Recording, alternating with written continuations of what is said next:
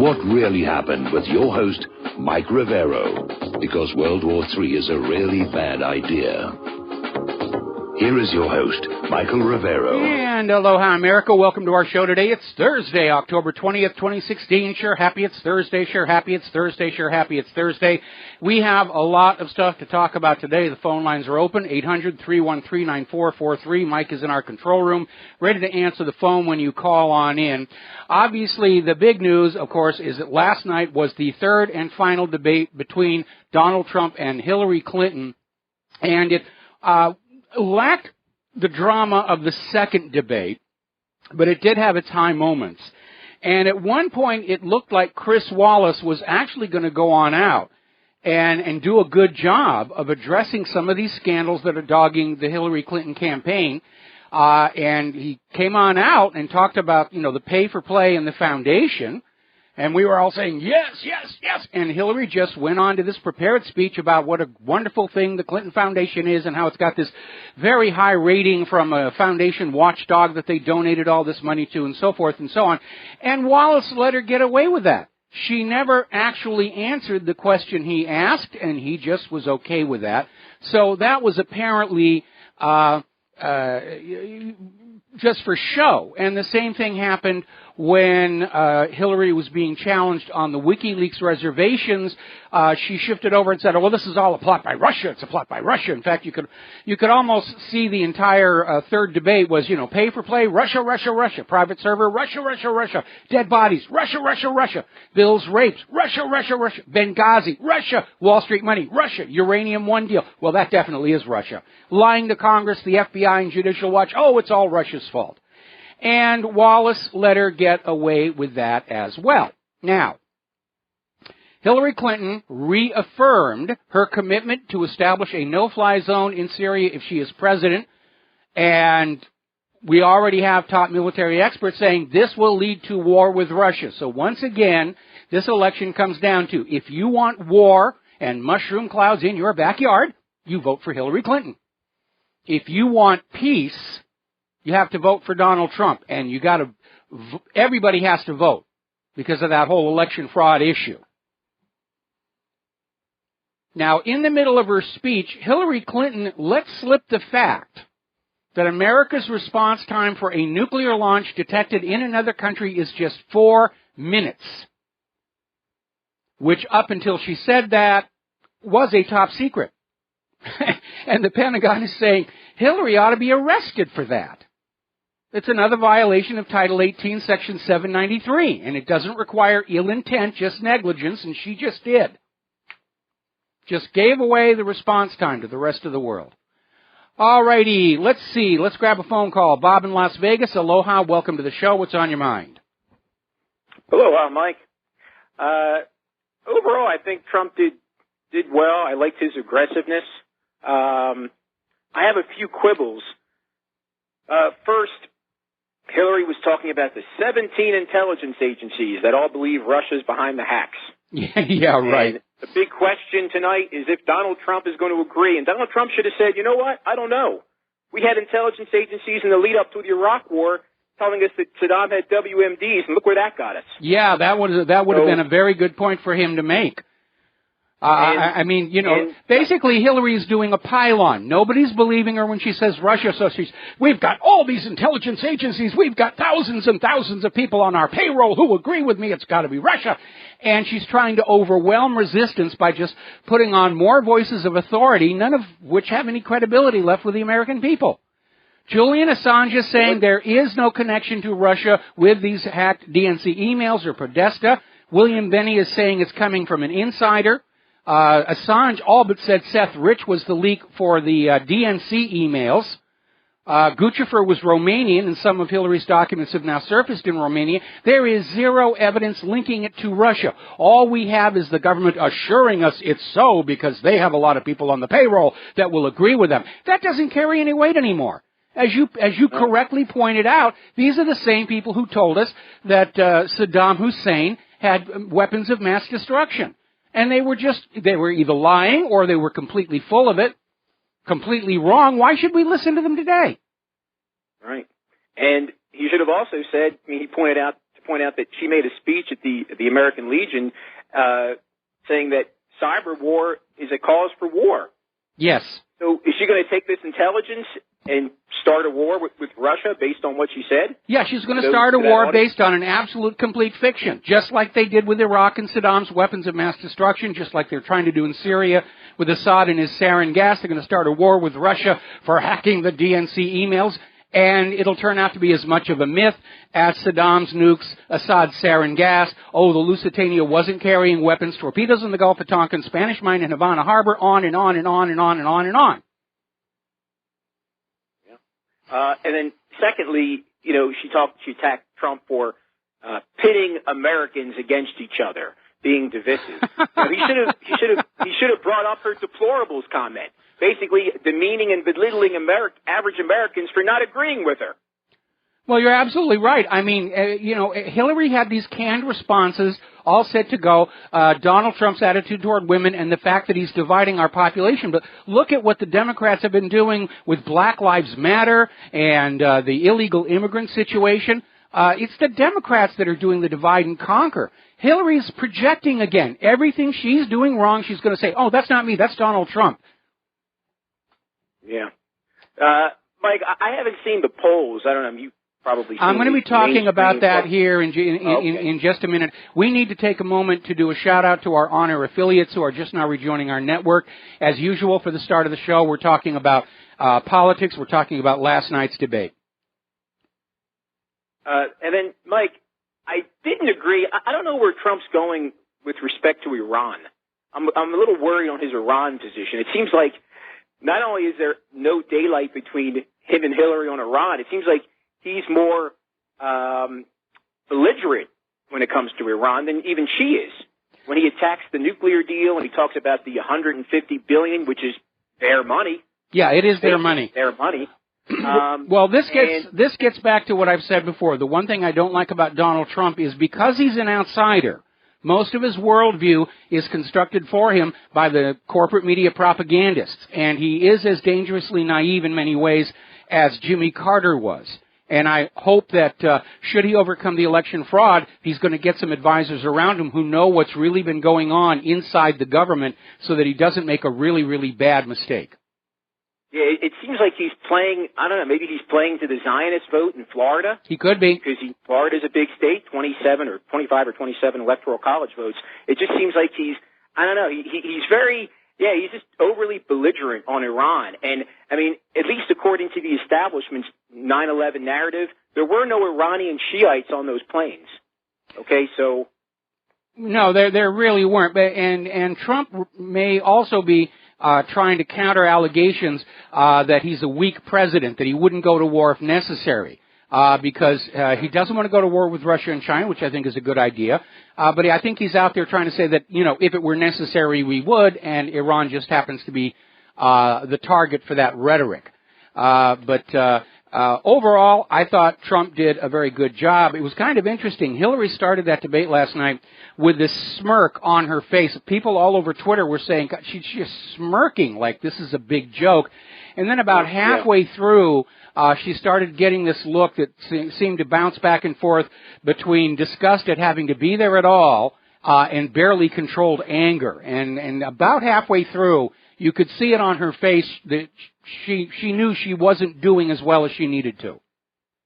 No, she just looked very scripted to me. Trump was cool. I thought he was cool, calm, but he was, aggressive when he needed to be. I thought he did a great job. And he's not a professional politician. Like I said, she was. That's why we love him. That's why we love him. Now remember, Hillary. Remember on the September 27th debate, Hillary Clinton was caught using a teleprompter built into her lectern. And there are indications the same thing happened last night. Again, going on out to Twitter, people were just saying you could see her eyes moving from left to right, from top to bottom during all of her presentations. And there's a photo that seems to indicate there's an illuminated light source built into the top of the lectern. And what's really interesting is in this latest dump of Podesta's emails, there's a comment in there about how important it is that the specifications they've laid out for the lectern be followed to to the letter. They were very, very concerned about how that lectern was going to be built. Interesting. I love Trump's comment, though, about Podesta, how Podesta, I think in the last leak, basically said she has bad instincts and bad judgment. So I think they all do because, they're caught up in the groupthink. Who knows how many of them are on antidepressants. If you look at our entire foreign policy for the last 15 years, it's been one disaster after the other, after the other, after the other. These people are not thinking clearly. They're not the best and the brightest. I mean, they're very good at being criminal and corrupt and the rest of it, but they're not leaders, they're not planners, they're not administrators. Yeah. Lastly, I just want to say this. Trump was also mistaken when it came to the Syrian ceasefire. I didn't know what he was talking about. He said Russia didn't want the ceasefire in the first place, and then they took I think he used the word swatches of land. That ceasefire ended when the U.S. attacked those soldiers in Deir ez-Zor. Yeah, that's again, unfortunately, Donald Trump is relying too much on the corporate media for his worldview, and that is one of his downsides. But it really comes down to, if you want a nuclear war in your front yard, you go ahead and vote for Hillary Clinton. If you'd like to avoid a nuclear war and mushroom clouds, you're going to have to vote for Trump. We're going to have to get him in there, or we're going to see absolute disaster. Okay? Absolutely. I still support him. I love him for his views on his positions on Russia, immigration, trade. So we all got to support him. So thank you, Mike. Absolutely. Thank you very much for the phone call. We're going to switch over to Steve in California. Aloha. Welcome to the show. What's on your mind? Well, I want to know why, when she claimed to have paid 90% out of the Clinton Foundation out to charities, that was a huge lie. Last thing I talked to you about, I think, was 5.7%. So the rest of it was chewed up in administrative costs. Where did she pull the 90% and nobody called her on it? Well, she knew she could say whatever she wanted, and Chris Wallace was never going to challenge her on it. I'm surprised Trump didn't challenge her on it. Trump may not have the numbers. He's spending all of his time campaigning. It's not like he spends 14 hours a day being a truth activist and a talk show host. He probably doesn't have as many of the facts as we do. Yeah. Last comment is the second time she did it. She did it one of those George Bushisms 2 times in a row in debates. Who in the heck is Baghdadi? We keep hearing Baghdadi. What Baghdadi? I don't know. I don't know. I guess they doubled up on her medications or anything. All right, Steve. I guess thanks an awful lot. We're going to let you go here. I want to get back to the news here. Basically, Hillary's entire campaign right now is she's running against the Russians and locker room talk. She can't campaign on any other issue. They are falling apart. And everybody sees it. Now, the story about the Project Veritas tapes has gone global. The whole world now knows how crooked America's elections are. Now, the big stink out of last night, this is what everybody's focusing on in the corporate media, is Donald Trump said he might not accept the election results. And they've tried to put him on the spot with this twice now. Will you accept the official results as we give them to you? And Trump said, I'll let you know. And everybody said, how dare you? It's a pillar of our democracy that you accept the outcome of our elections. Really? Do you remember what happened in 2000 with Al Gore? We still don't actually know who won that election. We never will. And there has been massive election fraud so far this year. In fact, there's a very funny story coming up here a little later in the talking points. Nobody is under any obligation to accept the results of an election in which there has been fraud. Al Gore didn't do it. Donald Trump shouldn't do it, and I certainly won't do it. And neither should you. No real American could ever go along with an election that has been fraudulent. That's what's attacking democracy. It's not Donald Trump that's a threat to democracy. It's those electronic voting machines. It's the illegals who are voting. It's the dead who are voting. That's the attack on democracy. And all the newspapers, that's the banner headline. Oh, my goodness, Donald Trump he may challenge the results of the election. How could he possibly do that? Now, about 2 weeks ago, there was a poll showing that 41% of Americans do not trust the U.S. election system. As of yesterday, it's gone up to over 2/3 of Americans do not think our election system is honest or accurate. There is no foundation for this argument that we should blindly accept what the media tells us are the results of the election, given that this is the same media that told us Saddam had nuclear weapons. They're in a panic. They can steal the election for Hillary Clinton, but if nobody believes the election is honest, they're in serious, serious trouble.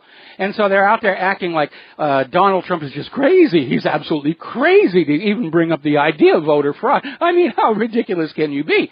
And yet, go back and look in history how often voter fraud has been brought up. It's not like this came out of a clear blue sky. We've got one of the Project Veritas tapes is out there showing that the Democrats think that it's okay for illegals to vote. If you've got a driver's license, yeah, register and vote. No, it's not okay for illegal immigrants to vote. You must be a U.S. citizen. One of John Podesta's emails that was leaked out says exactly the same thing. If you have a driver's license, you can say you're a citizen and you can vote in federal elections. No, you can't. If you're not a citizen, you're not supposed to vote. Back in 2009, Hillary Clinton was out there saying, we had all kinds of problems in our past elections. Now, somebody did a study from back in 2008. This was done by Old Dominion University professors Jesse Richmond and David Ernest, who came to the conclusion that illegal voters, non-citizens, shifted several key races. People got into the Congress who shouldn't have been there based on the illegal votes that were going in there. Also, back in 2008, there was an IT worker that worked for Karl Rove, was being forced to testify in an Ohio vote tampering case, but golly gee, he died in a single plane accident. What a tragedy that was. What a shame. Now, back in 2008 again, Obama was boasting to Ohio voters, it helps that Democrats are in charge of the voting machines. It's like this is a big joke. Now, back in 2000, the Al Gore, George Bush debacle. And again, we don't really know who won that election. We just knew who the Supreme Court gave it to. And Al Gore came out and said, I am very troubled by a lot of the stories that are being reported. Whenever you have allegations of those kind, that is a matter the entire country ought to take seriously. And I don't agree with Al Gore on a lot of things, especially global warming, but he's absolutely right. The issue of honest elections is something we should all take very, very seriously. Earlier this year, the national vice president of the AFL-CIO wrote an article for Salon talking about how the Democratic Party primary was rigged from the very start. New York University professor Crispin Miller wrote a book about election fraud in 2000 and 2004. Back in the 1990s, the Collier brothers, who were famous for starting the Hawaiian Tropic tanning product line, wrote a book called Vote Scam about all the election fraud going on back there. 2014, Ezra Klein wrote a piece saying that the election process is skewed in favor of incumbents. And it goes on and on and on and on. Politico's Ben Warford wrote an article saying how the election could be hacked in just 7 minutes. Now, what's really kind of amazing is Elizabeth Warren came out on Twitter, chiding Donald Trump, you're losing fair and square. Put on your big boy pants, because that's what accountability looks like. But back in 2013, this same Elizabeth Warren went on the Senate floor to chastise Republicans for naked attempts to nullify the results of presidential elections. Election fraud is very real in this country. And I'm going to have some more information about that when we come back from these commercials, and we also have a phone call waiting on the line here. We'll be back after these words from our sponsors. Hello, hi, America. Welcome back to the show. We're talking about stolen elections. We're talking about how the establishment is in an absolute panic that the American people are waking up and realizing our elections are fraudulent.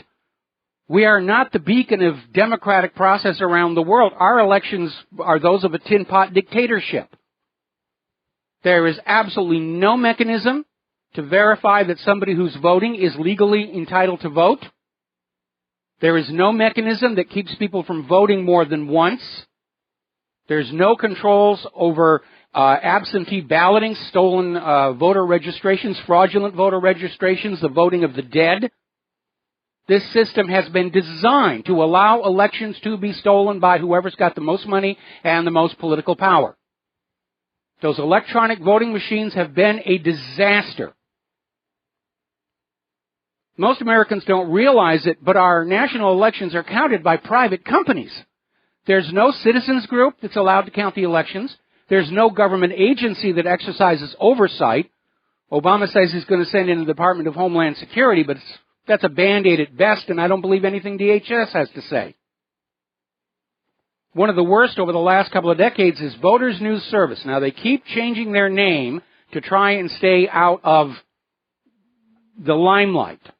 But this is a private company owned by the major TV networks and a couple of big city newspapers. They count the national elections. They have been caught making mistakes and changing results. There is no citizen oversight. There is no way to go back in and get anything corrected. Remember what that court case down in San Diego just a little while ago, where the judge admitted, yeah, there's been fraud, but once the state of California certifies the election, that's it. It's over and done with. They stole it fair and square. Get used to it. And it's not just election rigging. It's not just voter suppression. It's not just hiring thugs to go on out and disrupt Trump's rallies, a tactic copied from Hitler's brown shirts, I might add. The corporate media was in there. They were admitting the bias. The CEO of CBS, Leslie Munoz, was out there saying that they were pushing, for Donald Trump to get kicked out. They were giving all the positive focus to everybody else.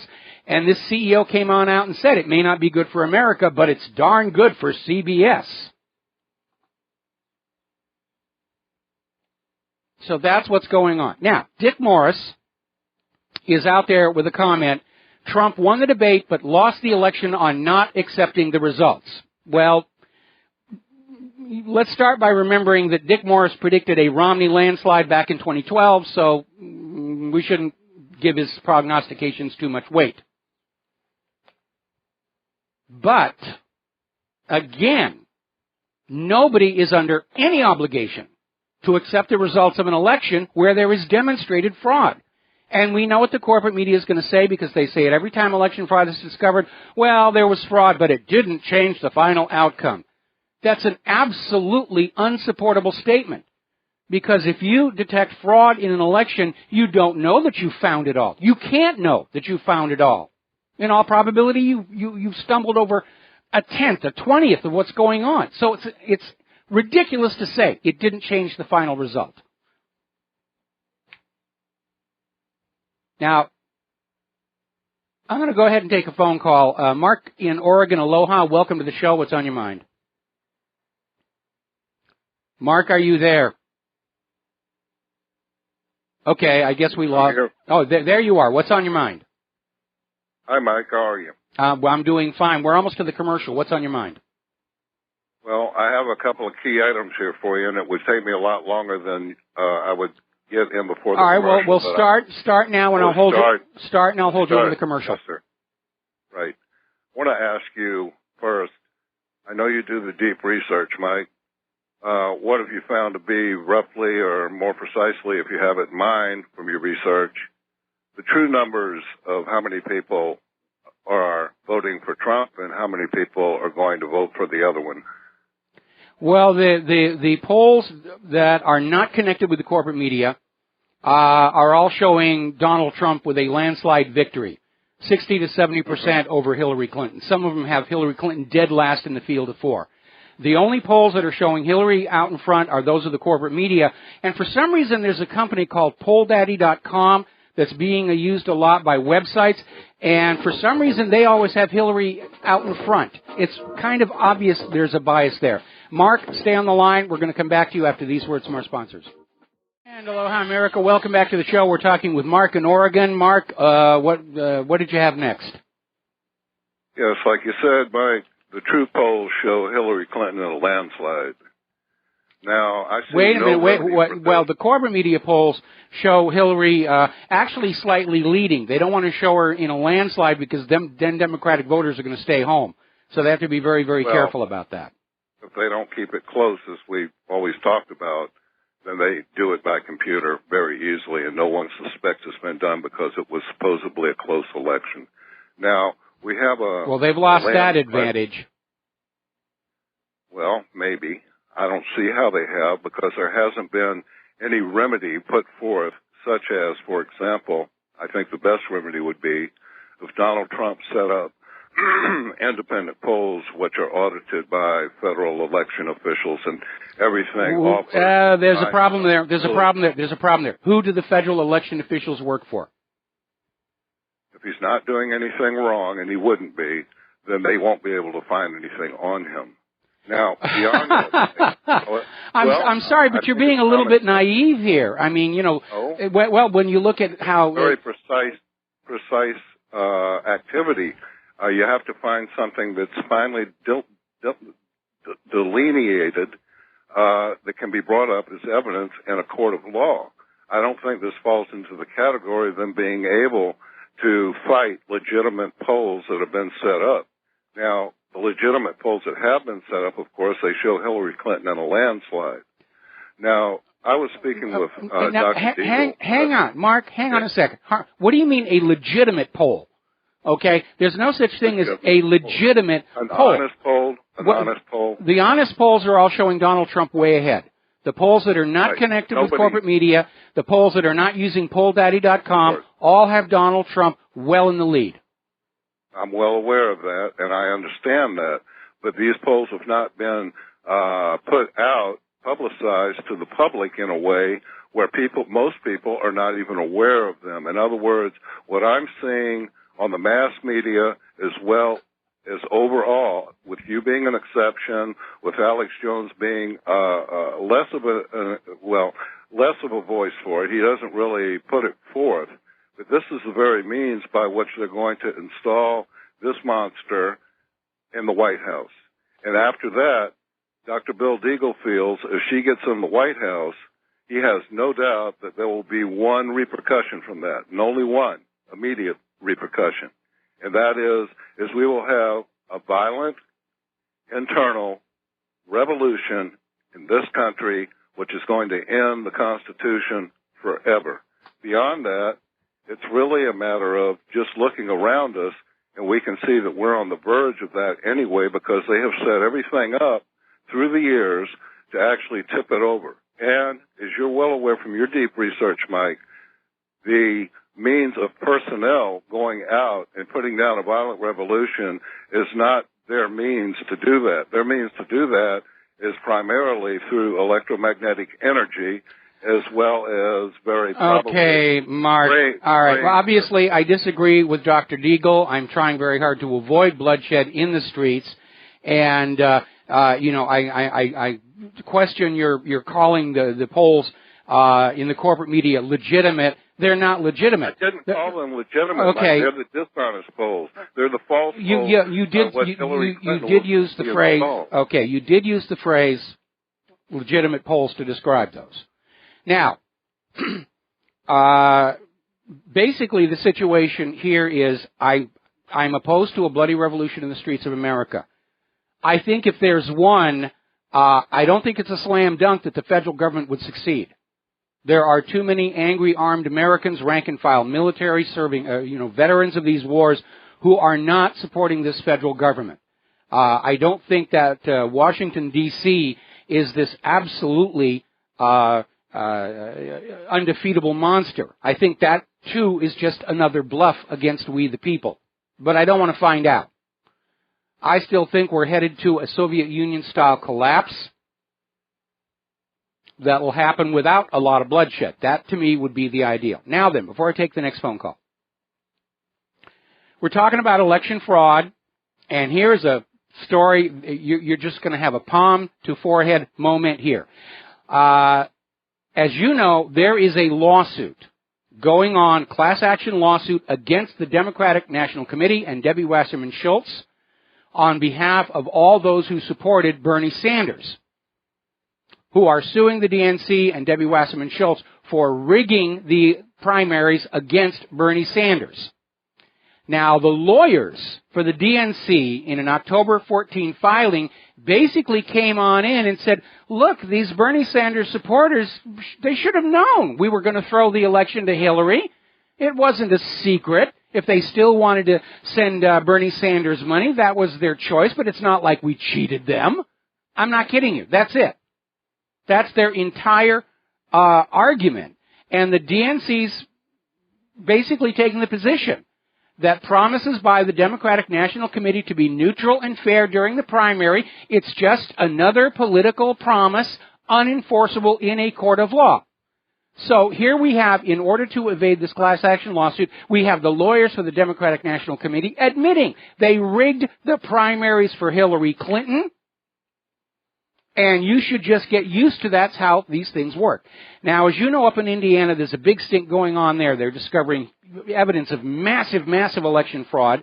And already the corporate media is out there trying to say, no, it isn't really there. Basically, the issues, they have found huge numbers of registrations in their computerized system that have been changed. You go in, you fill out the voter registration form, the information is tabulated, then when you show up to vote, if the name has been changed, if the birthday has been changed, you can't vote. And these things are targeting Republican voters. And the defenders of the orthodoxy, the ones who are out there saying, you can't even dare question the honesty of our elections, are basically taking the position that people in Indiana forgot their own names and birth dates while they were filling out the voter registration forms. Now, I was just in Indiana a few weeks ago. Those are pretty smart people over there. And I imagine they should be feeling very, very insulted over this. Now, as I mentioned, the most recent poll conducted shows more than 2/3 of the American people do not believe our elections are honest, fair, or accurate. We ran a poll on my website for you enlightened listeners, and it came out 99% do not think the U.S. elections are honest and accurate. We got a grand total of 9 votes saying, yes, our elections are honest and accurate, who I presume are Hillary's spies, keeping an eye on me. And, yes, the tantrum squad is back now. Now, Rudy Giuliani is saying that, yes, if the election results are close, Donald Trump will call for a recount. It is his right to do that. There is the law says if the election is close, you are allowed to call for a recount. That's what Al Gore did in 2000. And we all know the Clintons are cheating. The DNC lawyers just admitted it. Now, Hillary Clinton is out there saying that Trump not accepting the official results without question is horrifying. I'll bet. If you go back to that still report about Hillary's meltdown after the Commander-in-Chief Forum, where she's out there and she actually says, if Trump gets elected, we're all going to get hanged. And she's right. That's why they're resorting to these tactics. It's more than just stealing your money. It's more than just taking your kids to be killed in war. They're trying to stay out of jail. And they're getting in deeper and deeper and deeper and deeper. And again, anybody who's out there saying, well, they should just accept the elections. Al Gore didn't in 2000. He was right to question what was going on. There was a suppression of Democratic voters going on. There were all the fun and games with the machines. And in the end, we still don't know who actually won that election, only who the Supreme Court gave the presidency to. And then they bought off Al Gore by saying, we'll support you with your human-caused global warming thing, and you'll be the world's first carbon billionaire.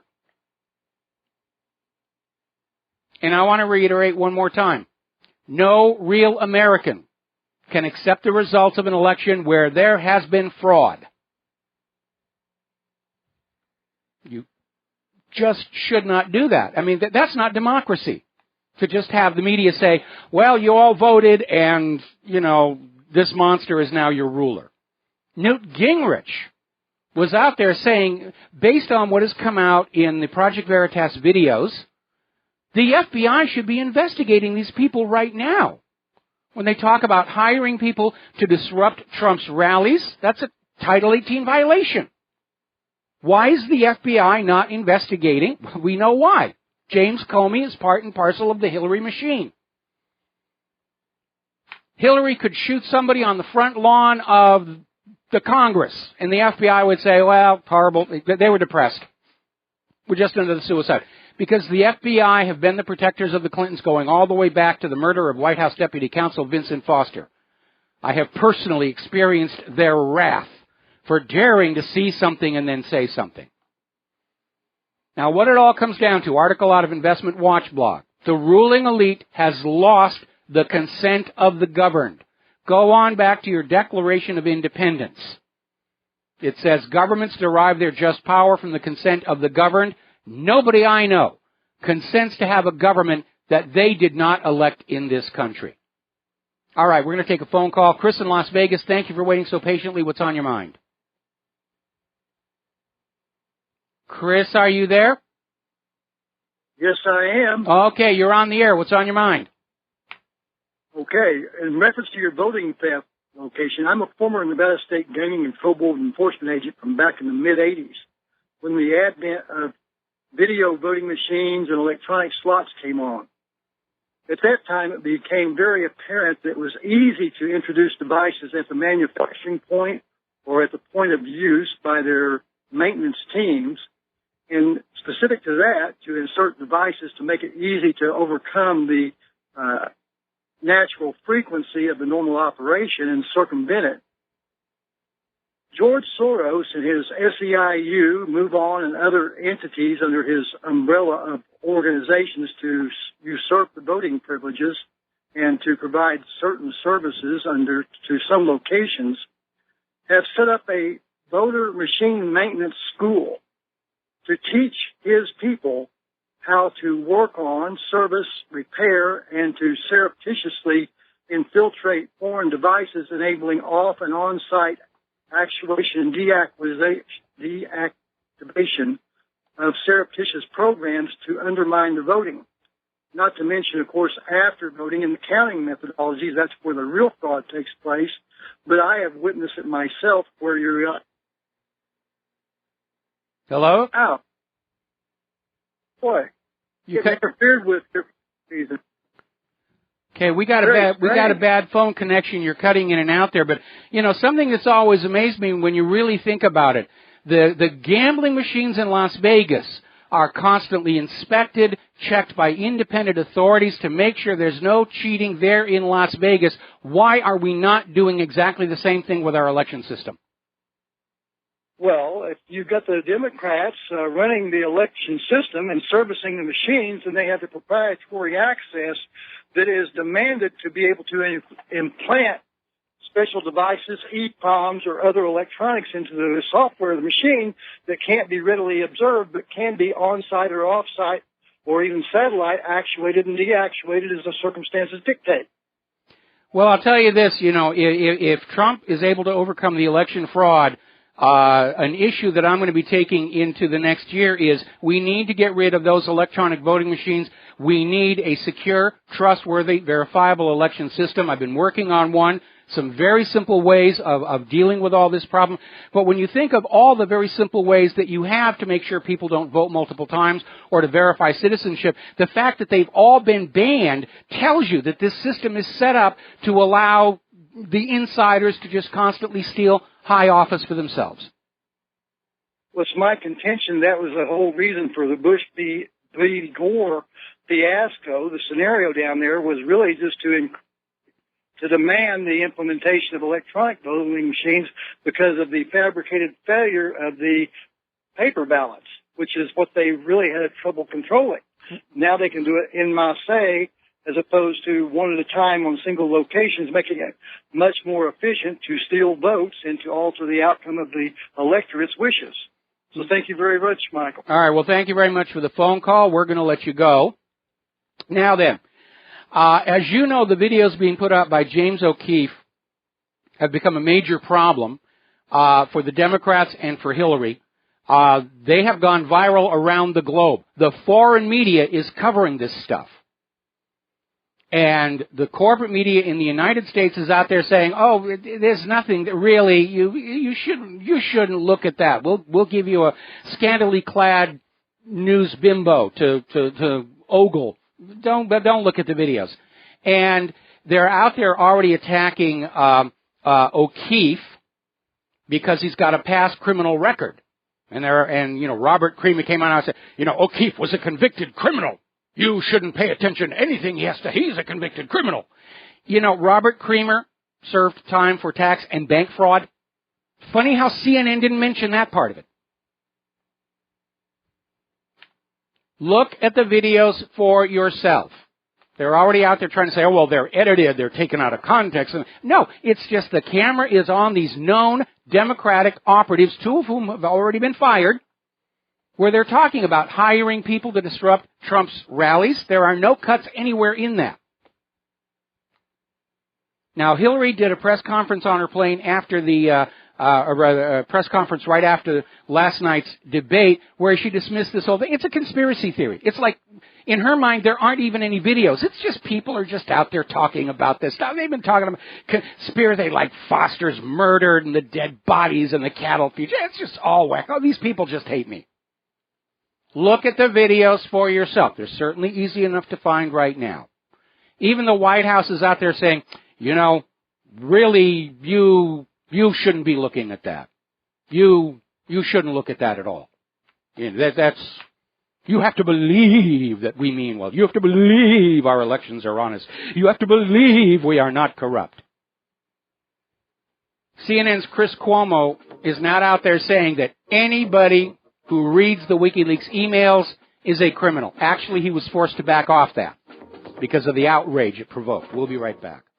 And aloha, America. Welcome back to our show. We're going to go to the phones. Peter in Los Angeles. Aloha. Welcome to the show. What's on your mind? Yeah, hi, Michael. I'm just wanted to say a few things about the whole rigging of the election thing and how, Trump, I think, missed a great chance last night in talking about it. I'm glad he said he wasn't going to accept it, but it should have been talking about Project Veritas, He should have gone into that in a big way. He should have talked about the press collusion that WikiLeaks has exposed. He should have talked about having the questions posed to, given to Hillary in advance, word for word, that WikiLeaks exposed. He should have talked about the voter registration irregularities and the illegal alien voter irregularities and the DNC's movement against Sanders, the superdelegates, the moderators on the debates, And when they're talking about O'Keefe and Creamer, you're exactly right. Creamer's been to jail. And by the way, O'Keefe was not hired by Trump. But Creamer, this ex-con, was indeed hired purposely by the Democratic National Committee and the Hillary campaign. That's right. Because if you're running a criminal campaign, you want experienced criminals to be doing this stuff for you. That's who does it. Criminals do that stuff, so you need to get a criminal. That's what what Hillary has turned the Democratic Party into, the party of the petty thieves, the criminals, the computer hackers, the vote stealers. And I imagine that other Democrats out there have to be realizing their public image is being harmed. It's just like all these FBI agents who are feeling their reputations and their personal image are being destroyed by James Comey letting Hillary skate on the Title 18 violations. Ordinary rank-and-file Democrats have got to be looking at the public face of the Democratic Party being put forward by Hillary and her supporters and realizing it's not a pretty picture. I'm not surprised when I hear all these Democrats are re-registering Republican right now.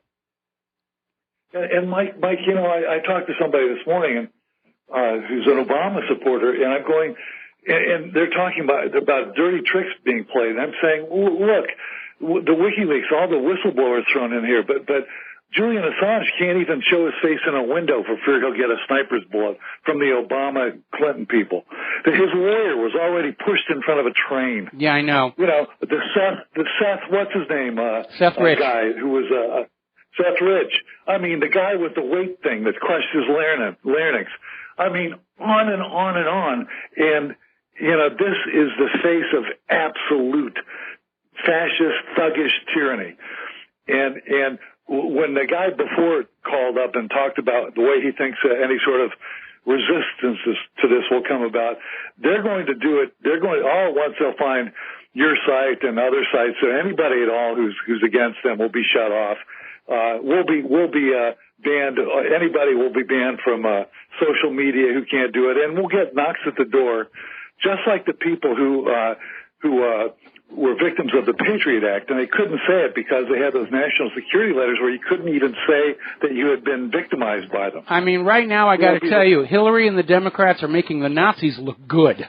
We got to take a break for our top of the hour station identification. Thank you for the call, Peter. We'll be right back. And aloha, America. Welcome back to our show, hour number 2, and the phone lines are open, 800-313-9443. So we've been talking about this brouhaha that Donald Trump kicked off by saying he is not going to automatically accept the results of the election based on the already documented massive fraud going on. I mean, down in Florida, the DNC's lawyers trying to get a class action lawsuit dismissed admitted to the judge, yes, they rigged the primaries for Hillary Clinton and against Bernie Sanders. It's in the court record now. So what we're coming up on is a situation where President Obama is out there saying it's impossible to rig American elections, it's impossible to rig American elections. And if Hillary steals the election, Donald Trump is fully justified in standing up and saying, wait a minute, this needs to be looked closer at. If Donald Trump overcomes the election fraud, you know what's going to happen. Obama's going to come on out and say, I was wrong. It is possible to rig our elections. Russia did it. So we could come out of this election with a deadlock. Both sides thinking they won or were cheated. Now, the best case would be like Belgium or Spain, where we don't actually have a federal government for a year, which worked out very well for those other countries, I might add. The worst case would be a declaration of martial law. And again, my attitude is zero tolerance. If a government cannot prove the accuracy, honesty, and fairness of their elections by which they claim authority over the people, then we the people are neither legally nor morally obligated to obey that government's dictates, to pay its bills, and certainly not to sacrifice life and limb of our children in that government's wars of conquest. There is no law, no foundation, no argument that says anybody has to accept the results of an election in which fraud has been detected. That's ridiculous to say that. All right, we're going to take some phone calls. James in Hawaii, aloha, bra, what's up? Oh, well, I just want to talk about the election a little bit. Okay. And I canceled my Washington State voter registration there because I thought that might get voted. Good for you. And if you are planning on voting and you aren't registered, because you remember the second Kaahumanu victory there, so to speak. Yes. When they introduced the voting machines, you just somehow squeaked by with 1%, even though I think the Star Bolton poll had Lingle ahead by 5 points, right? Yeah, I remember that. I remember going down to some of the rallies down there in front of the state capitol, where it was all these Republicans along one side of the street and like one Democrat on the other side of the street, and yet somehow the Democrats all managed to, pull out the victory. One of the problems we have here in Hawaii, and I'm sure it's true in a lot of the other states, the laws are written to severely limit the possibility of a recount. There's a very short time window, like 2 weeks, where you have to decide that you're going to challenge the results of an election. And they make you jump through all these hoops to do any kind of a verification whatsoever. Over in San Diego, where that judge admitted fraud was going on, but they couldn't do anything about it because the election was certified, the elections people down there were destroying all of the absentee ballots, the uncounted absentee ballots, which was illegal. And there were enough of those ballots to change the outcome of the election. The laws are that you have the regular election if the difference between the two candidates is smaller than the number of absentee ballots that were sent in, the absentee ballots have to be counted. And in San Diego, they just threw them out, said, it's Hillary. And then when the legal action was filed, they said, oh, well, we destroyed the ballots. No reason to keep them. Yeah, there was. There's a state law that says you got to keep them. This thing is the crookedest election in history. I've had people write into me with even more colorful descriptions about what's going on, which I cannot say in the air, or the FCC will come in and start yanking wires on our on-air affiliates. But, I mean, people are just outraged and incensed. And when you've got 2/3 of the American people now convinced our elections are crooked, that is a real, real problem. And all the platitudes and reassurances of Obama and everybody else in the corporate media say, oh, our elections are fair and honest. Crooked elections only happen in other countries. If they steal the White House for Hillary Clinton, nobody's going to pay attention to her. We're all just going to turn around and say, I don't recognize this government. It's illegitimate because of the fraud. Yeah, I hope you're not on the red list. I probably am. I suspect you are. I probably am. You know about that they got everyone, an algorithm on everyone. I don't know if it's, I saw it on the internet. It must be true. Homeland Security has lists of people. Well, you know how I know? Okay. Every year for the last 8 years, I have sent one of my wonderful created Christmas cards to the White House. I never got one back. So I'm definitely on their bad list. Okay. We're going to take a second here to do a shout-out to our on-air affiliates who are just now rejoining our network. We're still talking about politics. We're talking about massive election fraud in this country, how crooked our elections are, and how no real American could ever accept the results of an election in which fraud is known to have taken place. I just wanted to say one more thing. Yes. So I went ahead and I'll never see another honest election here in Hawaii. This was my thought. So I decided I'm going to vote just because I viscerally dislike the Clintons, and that goes back a millennium. Well, you know, one of the O'Keefe videos, they have an operative there saying that the Democrats have been cheating elections for the last 50 years. And that means we've had an illegitimate government taking our money under fraudulent pretenses, and I think we're all owed refunds. Well, I found out that in Hawaii, if you are not registered, you can do early voting where you just go show up with an ID, and they vote you at the county clerk's office from the 27th through the 5th, and they're open on Saturday. And you know, to get a driver's license here in Hawaii, you can be an illegal immigrant and get one. So that's been a big problem. They're registering the illegal immigrant. And folks, one more time, non-citizens are not supposed to vote in this election, and there are hundreds of thousands of non-citizens registered to vote and voting Democratic. Yeah, well, I'm just saying, if you feel, you know, you should, you got to get down to the county clerk's office and I never vote. It just seems to encourage the bastards. That was a joke. Well, I voted, but that was the last time I voted in this state. You know, they made the decision it's going to be 1%. If it's over 1%, well, we're no need to audit it. And then they picked some, although it's at some place out in a state rep race, and they audited that or something. You know, I remember last election, I was at a local place of business, which has sadly now gone out of business, and this lady came on in. She was campaigning for a state office, and classic politician, all smiles, but the smile stopped at the cheekbones, and I just, it's like looking at a reptile at the zoo. You know, a Hillary in waiting, actually, is how this lady impressed me. Anyway, James, we're going to let you go. We're going to switch over to Adam in California. Aloha. Welcome to the show. What's on your mind? Hey, aloha, Mike. I watched the debate last night, and I went on a tangent and Googled Hillary Clinton and looked at all the images. And there are a few things I noticed. Number one, she's gone through a lot of hairstyles. Number two, I'm going to preface it by saying that I would assume that all the pictures that I Googled when I Google Hillary Clinton or of Hillary Clinton. She seems to change. No, there's at least one known double out there that is used if it's a distant shot. I'm hinting at. I'm sorry? That's kind of what I'm hinting at, is that some of them might be doubles. So it's kind of something to go look at. But the real thing that I wanted to point out is out of about 250 pictures that I looked at of her, I only found one of them where she is wearing a American flag pin. Well, she's a globalist. She's a globalist. You know, she believes in the New World Order.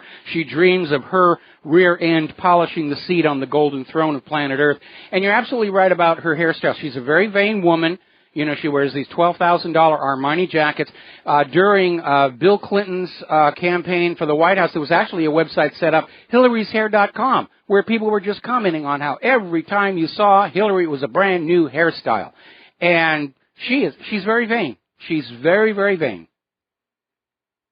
Yep. I agree. Well, anyone but Hillary. Have a good day, Michael. Yeah, anything but Hillary, you know. I'll vote for a clam over Hillary Clinton. One thing, studying the pictures, somebody called my attention to is how much weight Hillary has lost recently, which, you know, obviously you want to be skinny and slender for the political stage, but it may also be an indicator of her declining health. All right, Adam, thank you very much for the phone call. We're going to let you go. Now, a lot of new information is coming out from the Podesta emails and other WikiLeaks. And here's where it gets really kind of interesting, because Hillary Clinton testified to the FBI that she was unaware of the March 2015 email deletions by PRN, and then she testified, she did a written deposition under oath to Judicial Watch saying exactly the same thing. Unfortunately, one of the Podesta emails has surfaced in which Hillary Clinton admits she asked for the deletions to take place. She's committed perjury. Judicial Watch is already out there saying, yeah, we've got her. They've got her dead to rights. She committed perjury. She lied under oath. She lied to the Congress. She lied to the FBI. She lied to Judicial Watch. She asked for those mails to be deleted. And by the way, the latest word out of the Podesta emails is it's not 33,000, it's 55,000. Let's see. Here's an interesting Podesta email that was in the most recent dump. This is from October of last year, and it's between Podesta and Clinton supporter Roy Spence. They use a lot of ad agencies to figure this stuff out, and they were trying to figure out how to defuse this whole Hillary Clinton private server scandal. And it was actually suggested that Hillary say that she wanted the additional security, and Podesta comes back and says, we can't go there. We can't say that Hillary chose to use the home server for security reasons because it would fall apart under scrutiny, meaning they knew that server was not secure. Now, Judicial Watch is also out there raising the hue and cry over the fact that Hillary Clinton had made statements about when she was in contact with Brian Pagliano, who's got an immunity deal and nobody's seen him. I'm about ready to put his face on a milk carton. And apparently the new emails undermine her sworn testimony. Again, they got her on perjury. All right, let's grab a phone call. Norm in Santa Monica. Aloha, welcome to the show. What's on your mind? Norm, are you there? Hello, Norm. Okay, I guess we're going to put Norm. I'm sorry. Hello. Hello, yes, you're on the air. What's on your mind? Yes, I can hear you now. Yeah, okay. I wanted to contribute to the vote fraud topic, and I think the vote fraud apparatus is a well-oiled machine. There's plenty of good historical documented evidence of this. I can think of a couple of publications, one called Blind Loyalty by Debbie Kidd. I think she still might be active with a website. Yes, she is. That book documents all the tactics from the News Election Service being merged with the Voter Research and Survey, which is all owned by the major news media. Yes. And in addition to that, another good book is called Vote Scam. By the Collier brothers. We mentioned it earlier in the show. Yeah. Oh, you did? Okay, fine. Anyway, for any serious researcher who wants to really understand the significance of this, there's an abundance of historical documentation. You could probably figure out exactly how they're doing it today. Anybody who really wants to know this. And so, well, I'm sure Americans are looking for that right now. I'll bet you it's a trending topic on Google, and Google's trying to figure out a way where they can thwart searches for election fraud. But again, if you have not seen the documentary Hacking Democracy, which was on HBO, focuses on Bev Harris and blackboxvoting.org, and that is also a resource you need to be plugged into. It shows how the elections are rigged in this country. It ends with a demonstration of how these electronic machines can be rigged without even touching them. And that is important for Americans to understand right now. And there's nothing new about this. I mean, think about the Battle of Athens, Tennessee. This was in 1946 when the people literally armed themselves to recover ballot boxes so that they could be counted in public instead of in a back room. Yeah, you're probably discussing the more current ways of doing this age-old practice, but most of it from the research is done by private corporations, mainstream media corporations that have such a tremendous monopoly control over the whole process that nobody gets to really get involved in the whole thing. So, well, you see, the elections process ought to be under the control of we, the American people. Not private corporations, not the corporate media, and certainly not the politicians who are intent on hanging on to their jobs.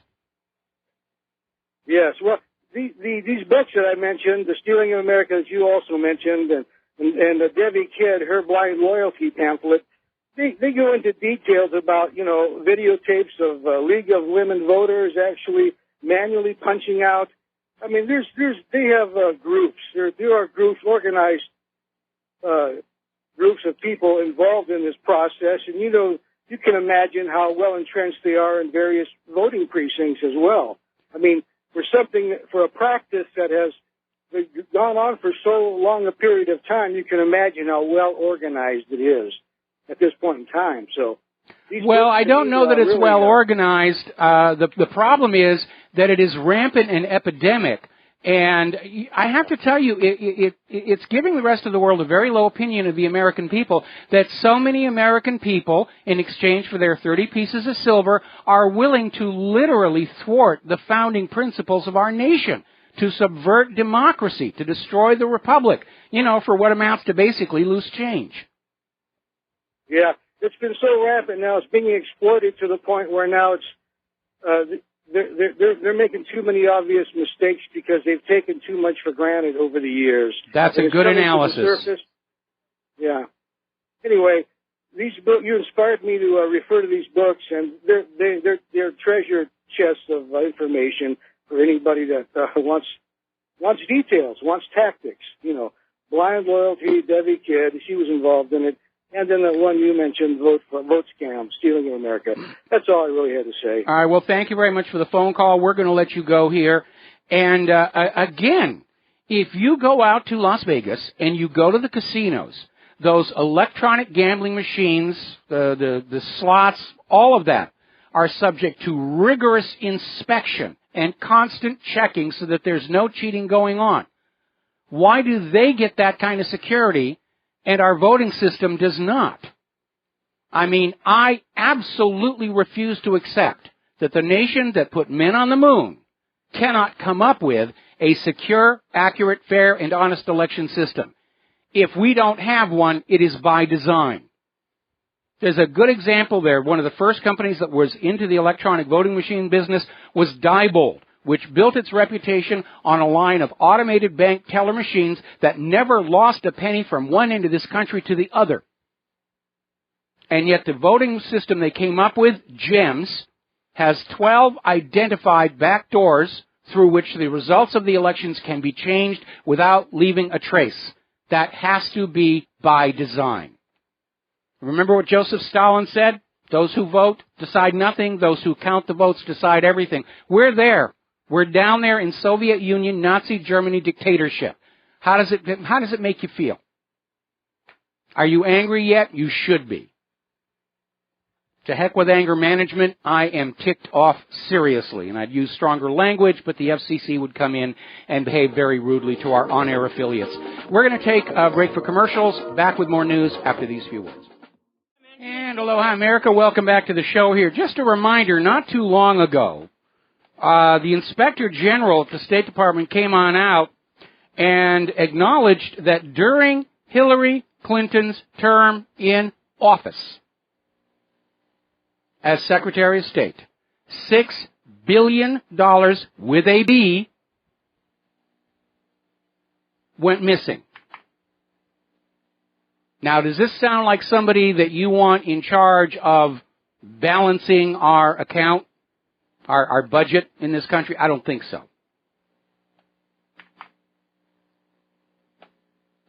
Now, Donna Brazile, who took over the chairmanship of the DNC following Debbie Wasserman Schultz being forced to step down, is out there dealing with her own situation about leaking town hall questions. And Donna Brazile went on the warpath against Megyn Kelly, calling her a thief for talking about the Podesta emails. That's their entire defense right now, is that they're stolen, therefore you shouldn't be looking at them. Well, that's not entirely true. A lot of these emails have already been made public records through Freedom of Information Act lawsuits. And you need to keep in mind, everybody working for the government on your taxpayer dollar is your employee. Everything they produce is work product, is a public record. And that is just the way it's supposed to work. By the way, the Tantrum Squad is back. If you're having difficulty connecting with my server, they're out there somewhere just rolling around on the floor and kicking and screaming and saying, "What really happened is saying bad things about us. We have to do something about it." So let's look at the poll numbers. There were a huge number of online polls regarding last night's debate. Trump was ahead by a landslide, except for the corporate media polls. And something rather interesting, a lot of websites are using a polling service called PollDaddy.com. And everyone using PollDaddy.com, Hillary was ahead. Everywhere else it was Donald Trump. I find that very suspicious. But you know, if you're going to steal an election, you got to steal the polls, right? So that people don't realize the elections are crooked. Too late. All righty, let's see. We ran our own poll. Who won tonight's debate? 94% Donald Trump, to nobody's surprise. Remember, something to keep in mind when they're talking about the poll numbers, how Hillary's slightly ahead and all the rest of this stuff. Remember, every time they do a poll about Hillary's trustworthiness, she's down in the single digits. You cannot reconcile the vast majority of the American people seeing Hillary Clinton as hideously untrustworthy with this idea that somehow she is still seen as superior to Donald Trump. They don't reconcile. Now, amazingly enough, ABC News just ran their own online poll for the coming election. Who are you voting for? You're going to love these numbers. Donald Trump got 57%. Jill Stein got 17%. Gary Johnson got 15%. Hillary Clinton got 11%. That's actually lining up very much with her untrustworthy numbers. So, now getting on to a wider area of corruption, it has now surfaced that John Kerry's daughter got some $9 million in government contracts because her competitors for those contracts were disqualified through some very questionable, half-hearted screenings. Out, Kerry's daughter gets it. The entire system is corrupted from top to bottom. This establishment is rotten. It is as rotten as the Soviet Union just before the collapse. And it's time to acknowledge that and ask, what are you going to do about that? What are you going to do about a government that is this corrupted? Now, We're going to take a break for commercials, and we'll be right back.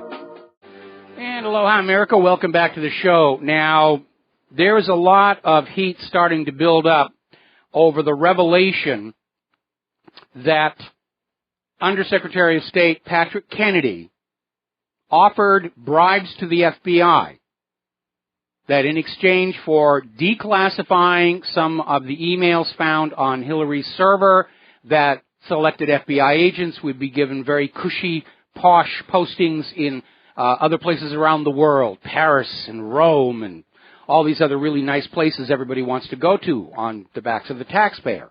Well, that's a bribe. That's a felony right there, trying to bribe the entire FBI. And there should be an investigation. And there should be impeachment. There should be prison for these people, is what should be going on. And every day that goes by where there's another revelation of corruption, and we see the government do nothing about it, only makes the government clearly more illegitimate in the eyes of the American people. We have a government that will enforce the laws rigidly against you, but for their cronies, they don't apply to us.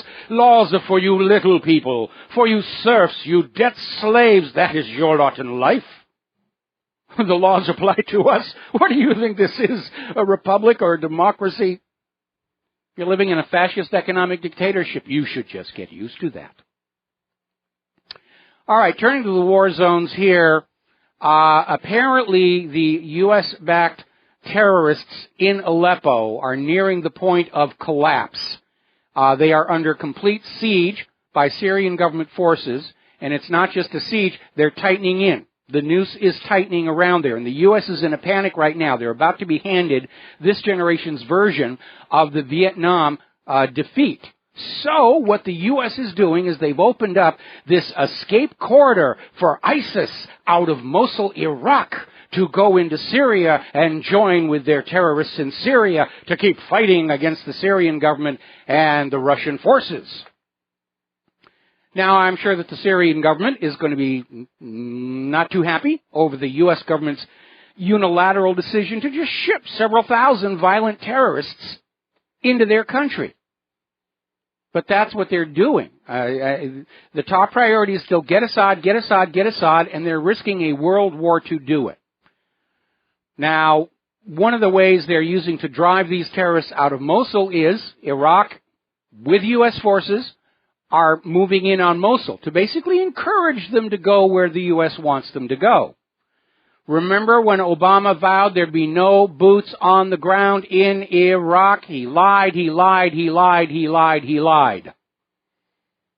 And remember what those lawyers in Florida said? Look, whatever politician tells you, that's not enforceable. They just say that to get you to go along. You're idiots if you believe it. You're just supposed to act like you believe it. Now, according to Russia, based on radar data, 2 Belgian F-16s attacked a village near Aleppo, killing civilians.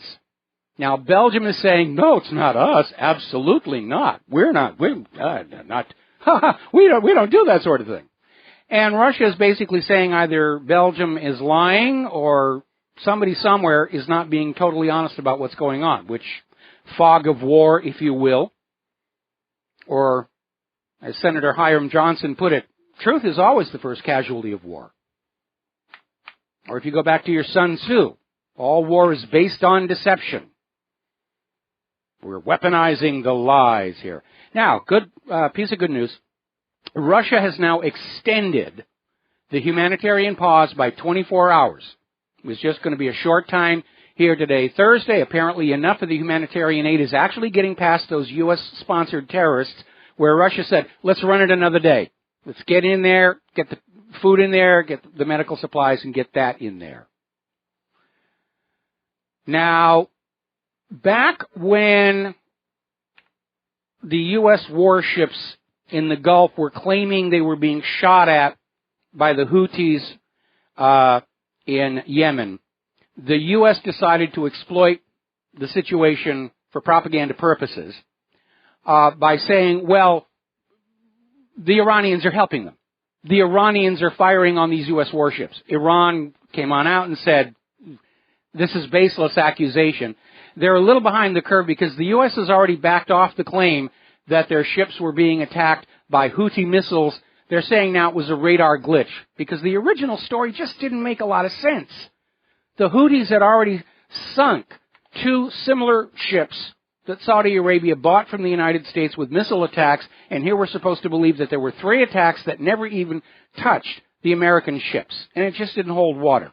But they were out there, oh, they're attacking us, and Iran is helping them. We must go to war. Oh, radar glitch. Sorry about that.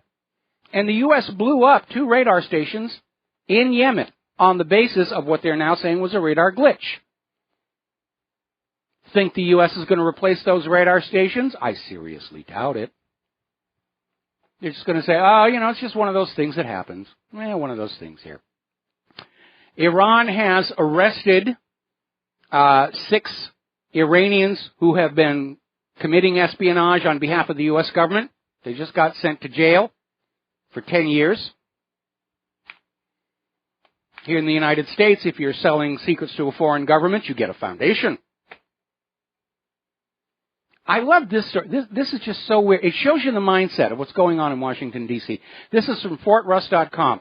Report out of Washington, D.C. stating that Russia's cooperation with Europe is a threat to U.S. national security. In other words, U.S. national security is dependent on Russia and Europe being at each other's throats.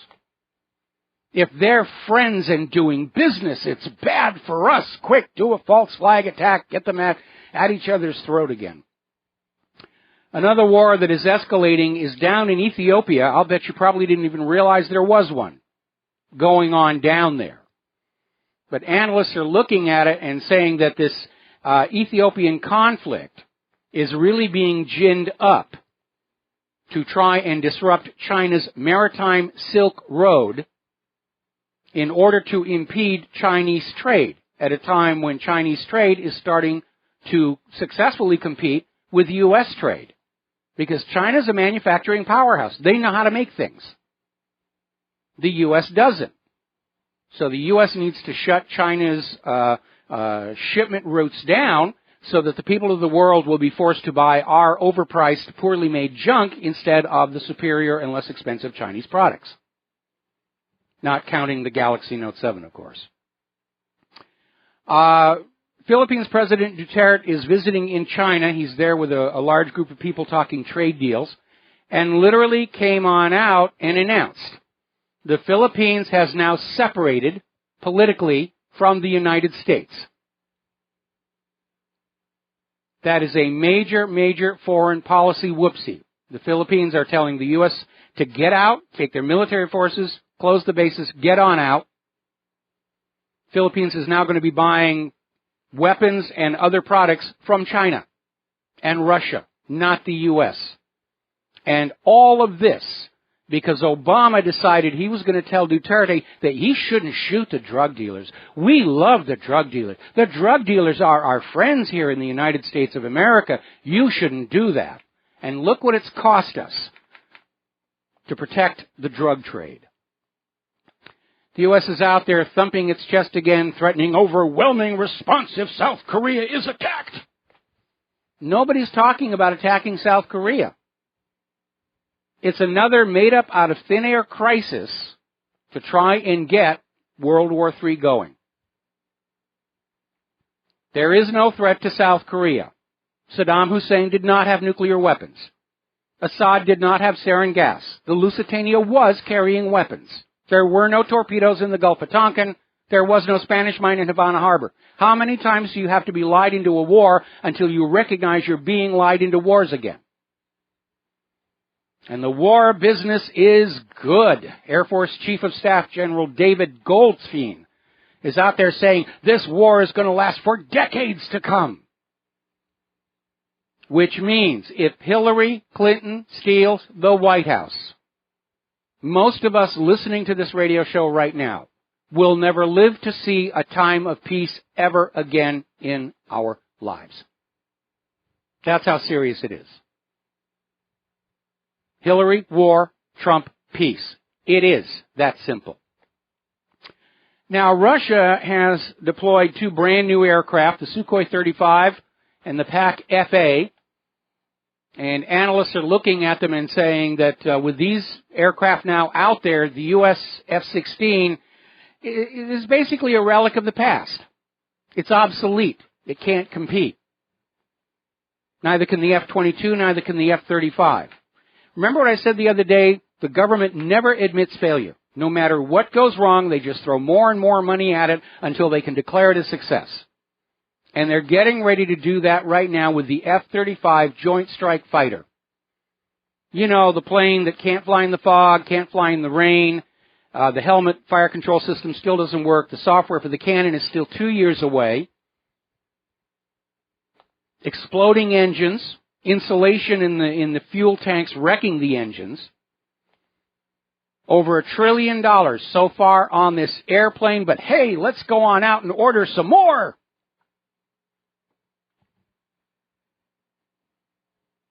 So Congress wants to spend more money on these airplanes of dubious usability because those producers of the aircraft, they're such generous donors to campaigns. It's a kickback scheme. And again, we are exactly where Eisenhower warned we would be if we did not rein in that military-industrial complex. They have become a power and a government unto themselves. Same thing with the pharmaceutical industrial complex, the security industrial complex. It's all driven by corruption. And you, the American people, are on the tail end. You're on the lowest rung of priorities. That's where you are. Turning to the economic news here, and a reminder of just how little this country is concerned about ordinary Americans, the number of homeless people in New York City has risen above 60,000 for the first time in history. That's 6 with 4 zeros after it. In New York City, 60,000 homeless people. We have about 4,000 homeless people here on Oahu. Anybody ever stop to realize what's going to happen if those thousands and thousands and thousands of homeless people all get angry at the exact same moment? Now, remember when Wells Fargo got caught with that phony account creation scandal, and then it turned out it's actually been going on for years? So far, they have lost 140,000 mobile users per week ever since this scandal broke. Story coming out of Investment Watch blog. The too big to fail banks are now leveraged more than they were back in 2008 when it all fell apart. They haven't learned from past mistakes. Why? They didn't have to pay for them. You did. That, too, is a repeating pattern that we see time and time and time again. The bankers commit fraud until it falls apart, and their pet Congress critics say, that's okay, we'll just take a bunch more money from the American people and give it to Wall Street so they can keep on doing what they're doing. That's fascism. That is fascism. Hanjin Shipping has just let go 60% of their workers as they deal with their bankruptcy. The supply chain continues to collapse. The reason we're seeing all this fraud throughout the entire financial system is the real economy that drives a nation. People having jobs, high-paying jobs, going to the mall, buying things, buying cars, buying TVs, buying houses. That economy has already collapsed.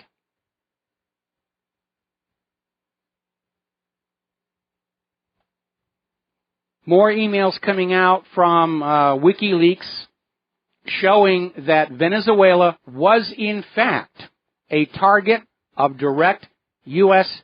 economic sabotage, trying to destroy the political system of Hugo Chavez and the Bolivarian Revolution. Because the U.S. can't tolerate any government on earth that actually wants to take care of their people. That's just not the way it's supposed to work. Now, over in Milan, Italy, and it's a beautiful town if you ever get there. Absolutely beautiful. The central train station in Milan has sort of been taken over as a home by some of these refugees They're just living in the train station. There's actually a permanent camp that's been set up there for the past couple of months. And apparently yesterday a mass fight broke out. Passengers were being hurt, and witnesses are saying the police never showed up to deal with the problem.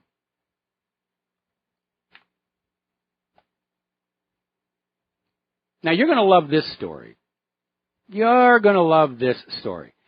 The British government wants to stop people under the age of 18 from looking at pornography. Good luck in the age of the Internet. So it's forcing all of the porn websites operating in Britain to have age verification systems. The British government is going to issue the British subjects a porn viewing ID. If you want to look at a naked babe, you have to show your little plastic card. Hi, I'm allowed to look at naked women, or men, depending upon what your preferences are. This is getting a little bit absurd. This government intrusion into every single tiny aspect of our lives, it really is ridiculous. But, you know, government is like a cancer. It grows and grows and grows and consumes and consumes and consumes until it kills the host. Because everybody who's in politics, they've got family that need jobs, and it's a tough economy. You got all these nephews and nieces and cousins, and they all need employment. Let's create a new government agency, and we can give them jobs. Huzzah, huzzah, huzzah.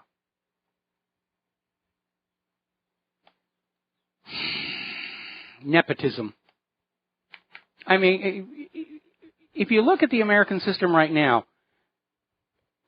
we have more people in government than in manufacturing, and that is a red warning sign. All right, we're going to take a break for commercials. The phone lines are open, 800-313-9443, so go ahead and call on in, because I've almost hit the end of my talking points list, so we'll be right back. And aloha, America. Welcome back to the show here. We're going to start taking phone calls. Joe in California, aloha. Welcome to the show. What's on your mind? Hi.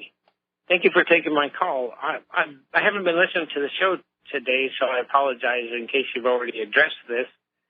But I'm listening to other news on a AM talk radio program where it said that there was numerous delays where Hillary was talking with the FBI so that they could get her emails listed as declassified, so that when she said, I never handled any classified emails, it would be because after the fact they had declassified them so that she would appear to not be lying. Well, what she wanted to do was have all the classification removed and not say they were declassified, but they were never classified. But the problem is they were literally trying to bribe the FBI to do this, and that has prompted a House committee investigation. It just keeps getting worse and worse, doesn't it? Yeah, it does. It really, really does. Okay, well, that's the topic that I was hearing. I wasn't sure if your program was addressing it or not, but yeah, that's what I'm hearing on a. Yeah, we covered it a little while ago, earlier this hour. All right, thank you very much for the phone call. We're going to switch to Mateus in Canada. Aloha, welcome to the show. What's on your mind? Hey, Michael, I've got a random list of 5 things. Let's see Yemen blow up some radar assets of the U.S. and say, oh, sorry, computer glitch, have a nice day. Like that would be World War III for Yemen as far as they're concerned. It'd be Armageddon, Yemen. Right, but then it's if catchy. It to the States, that's it's just catchy. A computer glitch. Okay. Have you ever picked up a piece of wood and then you drop it because you get scared for a second because there's just thousands of bugs? You weren't expecting it? Well, that's what it's like. Yeah. That's what it's like researching the government here. Like, we're realizing the corruption in there is so infested. It's all crooked. It's all criminals. That it's just horrifying, to quote Hillary. Yeah, and, you're right. I mean, I've been doing this for 22 years, and even today, I'm still overwhelmed at just how bad the corruption is, how widespread it is, and it really is the entire establishment system. Finance, media, government, it's all incestuous and corrupted to the core. It is. It's just like one of those crawling, disgusting bugs everywhere that underneath, just completely eating everything out. It's just, so regarding, Hillary, she was reading, yesterday from the same secret teleprompter screen. Yeah, a lot of people picked up on that on Twitter where she wasn't even trying to hide it. The eyes were just going from left to right and top to bottom. And photos are showing that once again, you know, Donald Trump's top of his lectern is dark and her lectern, there's a light source. And she wasn't even trying to hide the fact that she was reading, and a lot of people picked up on that. Okay, Mateus, stay on the line. We got to do our top of the hour station identification. I'm going to come right back to you after these few words. Aloha, America. Welcome back to our show, hour number 3. We're talking with Mateus in Canada. Aloha. You had something else you wanted to share with us? Yeah, just two things. One, I'm calling them the trader media. I think that's a good name for them. Yes. And the final thing, right now lawmakers are like the same as a cancer growth because they can only make more laws. And what we need is to have a group of politicians that their only job is to remove laws, and they even get incentives, and they may even still have access to lobbyists, and they may still be corrupt and take bribes and stuff. But generally speaking, they're rated on successful on like how many old kind of out-of-date laws or laws based on like popular opinion they can remove. And that, there's a problem with that. Some laws shouldn't be removed. Remember when they repealed Glass-Steagall and what a disaster that led to? And one of the reasons to have a multiplicity of laws is to hide from ordinary people just what's going on. People are always talking about, just how incredibly complex the tax code is or Obamacare. It's done intentionally so that ordinary people just can't wade through it all and find out what's really going on. It's a way for a government to pretend to be transparent while making it impossible to really see exactly what's going on. Well, do you see any way of reducing the cancerous growth of laws? Chemotherapy, maybe? We're at the point right now where I don't think this government can be saved even if Trump does overcome the election fraud. I think we're too far gone. I think we are headed down to the same trash bin as the former Soviet government, and I don't think there's any way to stop it. My goal is to make it as bloodless as possible. Okay? Yeah, it's hard to say what's going to happen. Well, time will solve that mystery. I mean, who knows? We could have another asteroid hit the Earth and the cockroaches will take over. Anyway, Mateus, thank you very much. We're going to let you go here and switch over to John in Barbados. John, aloha. Welcome to the show. What's on your mind? Aloha, Michael. I want to cover two subjects today. One, the farcical, if you like, debate last night. I mean, from an observer, not a participator in this election. Donald Trump had a plethora of information with which to hit Hillary Clinton, and he didn't. However, remember, you need to remember, both participants were constrained by time limits. There was only so much time. It's not like they could just go on for half an hour. In fact, I think at one point Trump actually said that, if there wasn't a time limit, he could just go on with all this stuff. But it's 2 minutes each, and they have to sort of work within that. Yeah, I know, but still, he could have hit her with these bullet points. But I was watching particularly Hillary Clinton, and she was constantly looking down. Yes. At her podium. Yep. When she was, Donald was speaking, you could see she was almost shaking with anger. You could look on her face. Yes. And she was holding it back. You could see she had to look down and read what was on that podium. Otherwise, she would have exploded, I think. Yeah, I noticed that as well. When the debate started, she had this smirk on her face. A lot of people on Twitter were commenting about that. And then as the evening wore on and Hillary was not getting what Hillary wanted, You could see it on her face, the barely contained anger. She started to look like there was part of her who thought that it was beneath her dignity to even be there. Why should she bother? I'm stealing the election anyway. Let's give up all this pretense about debates and polls and everything. I'm the anointed empress, and you might as well get used to it.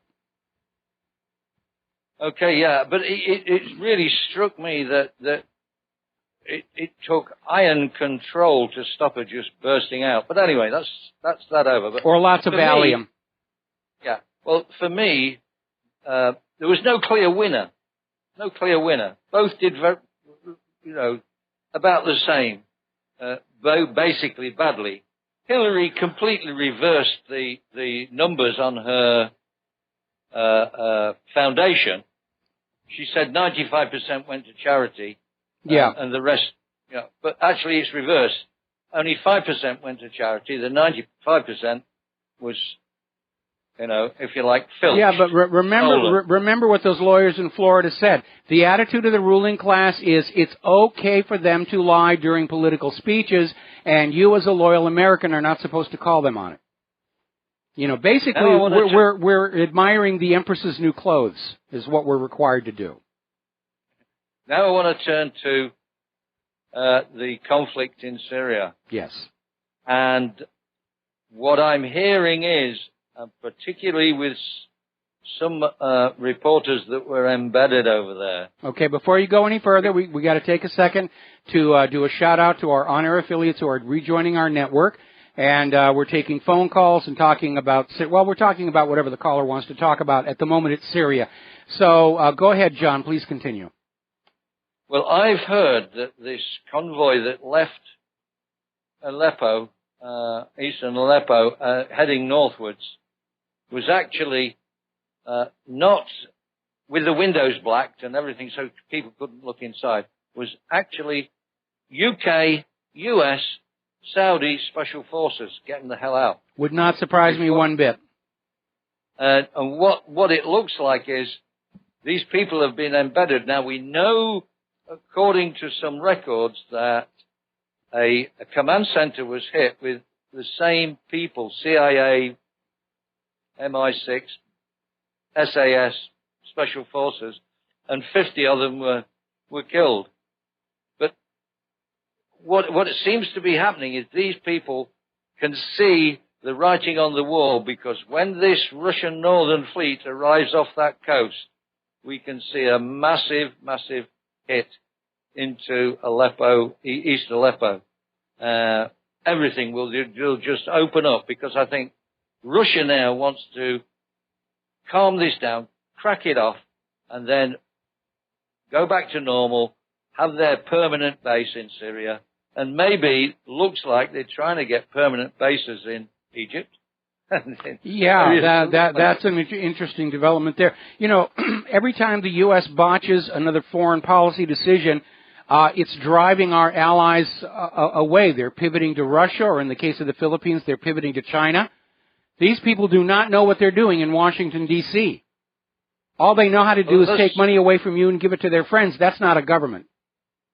Well, that is one of the major points that I agree with Donald Trump.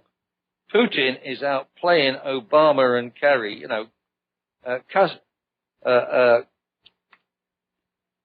He's just Putin's a chess player. Playing them for fools. Putin is a chess player. I mean, the entire Russian culture is steeped in chess, and the American culture is all about the bluff, poker or hearts or Wild West kind of thinking. And Putin is outthinking them.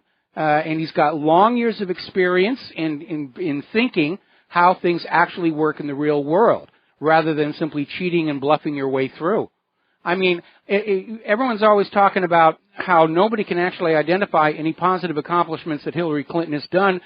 The same could be said for Obama, or even Bush before him, and Clinton before that. These people have just been an absolute disaster for the United States of America. We've lost our manufacturing. The GMO experiment was a disaster. Our economy is hovering, at the edge of a cliff. We can't even fly our own astronauts into space anymore. We can't even manufacture our own rocket engines anymore. This nation has been destroyed from within by this government that keeps stealing elections to keep themselves in power. One final point. Remember about 5 or 6 weeks ago, I told you that WikiLeaks would come forward with all this information. Mm-hmm. And it looked like they'd fallen down on the job when they had that anniversary celebration. And Alex Jones and what have you invested a lot of time and money on that. Yeah, I felt bad for Alex on that one. Yeah, he didn't deserve that. Now the boy's coming through. And we don't know what's happened to Mr. Assange, whether he's still in the embassy or where he is. But it's not going to stop the leaks. It's not going to stop the information coming through. And I think no, it won't, because the information wasn't in the Ecuadorian embassy. And if anybody who thought that Assange had it all on his laptop in that embassy was just dreaming. Assange has dead man switches set up. I'm sure he's got servers all over the world that are holding all this information. Cutting his cable was an absolute disaster. It's another botch up by a government that really doesn't think these things through. Maybe they're just all on these prescription antidepressants and they can't think anymore. But whatever it is, it's clearly not a functional government.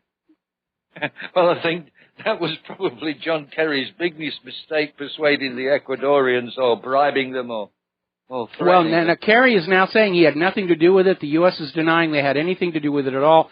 They're dumping the blame on Ecuador, saying that Ecuador took the decision upon themselves because Assange was interfering with the U.S. elections, which he's not doing.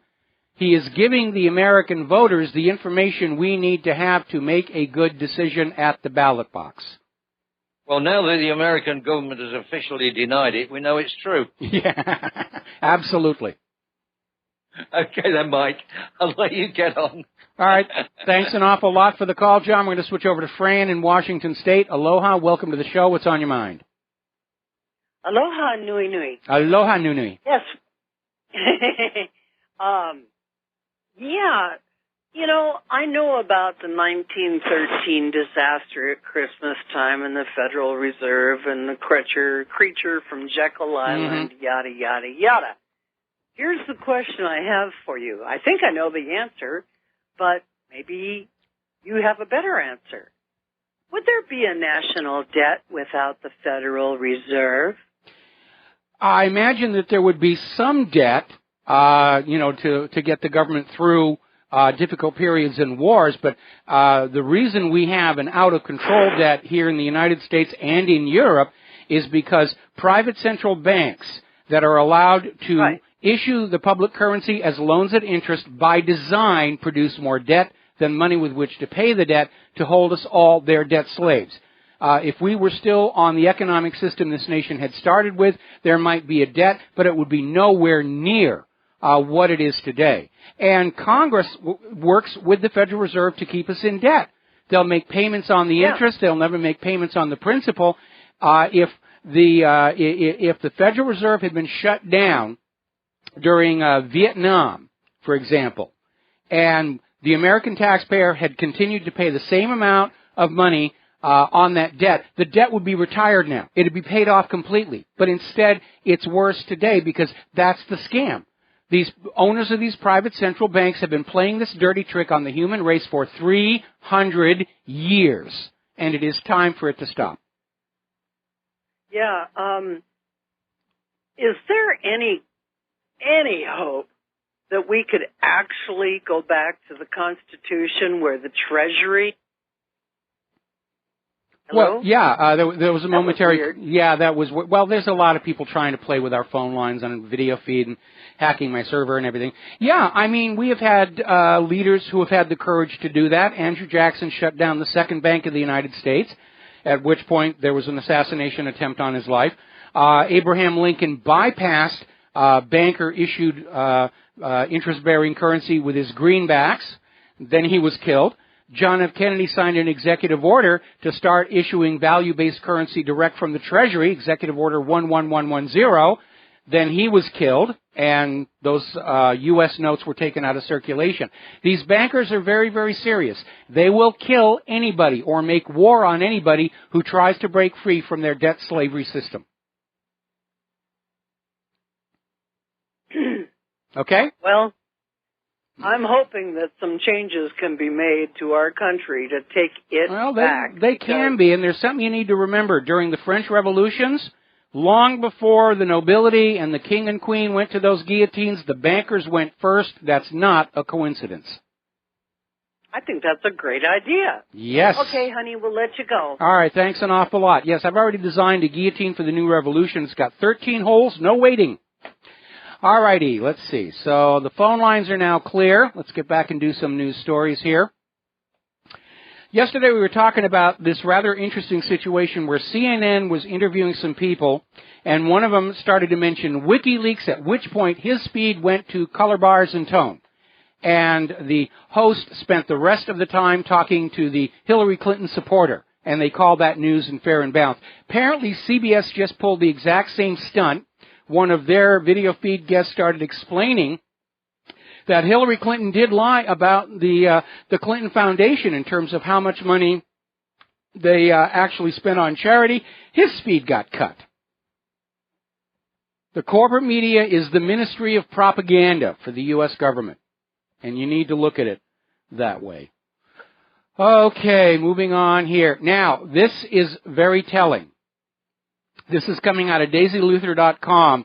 Apparently, somebody inside the Clinton Foundation leaked the results of a poll sponsored by the Clinton Foundation. It's been leaked anonymously, and their internal polls are showing Hillary Clinton is not only losing, she is losing badly. Now, remember, the thing about vote fraud, election fraud, it can swing an election result a few percentage points. But if you try and reverse a landslide, everybody's going to know that's what you did. And right now, the American people do not trust the corporate media, they do not trust the federal government, and they do not believe our elections are honest. If Hillary's people try and steal this election, it could provoke a crisis in this country. It could even be the beginning of the end, the U.S. government collapsing into the dustbin of history the way the former Soviet Union did. And I think that would be a really good thing to have happen. Now, the DNC and Hillary have started adopting a new tactic. They're trying to imply, not say, they're stopping short of saying, they're trying to imply that the WikiLeaks emails and the Project Veritas videos are somehow faked or altered or whatever. They're on very thin ice there because in the case of WikiLeaks, much of the documents being released have already been released before through other venues. Judicial Watch, for example, various Freedom of Information Act lawsuits, Trey Gowdy's investigations have brought a lot of this stuff to light. So it's very tricky for them to try and claim that they're being faked and it's all a conspiracy theory. One of the issues has to do with this Democratic operative, Aaron Black, who was caught on camera by Project Veritas, and they're trying to say, no, he wasn't really part of the Hillary campaign, he's not really part of the Democrats. Too bad, he's mentioned in one of the Podesta emails. Now, something else that's come out in WikiLeaks. Do you remember back during the Benghazi hearings? According to these emails, Senator Dianne Feinstein from California offered to help Hillary Clinton and be a surrogate for her during the Benghazi hearings. Very nice thing for Dianne Feinstein to do, until you remember she's the chair of the Senate Intelligence Committee that was supposed to be investigating this.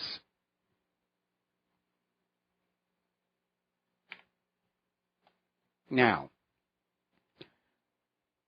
as longtime listeners know, I have had it up to here with political correctness, and it's just getting bizarre.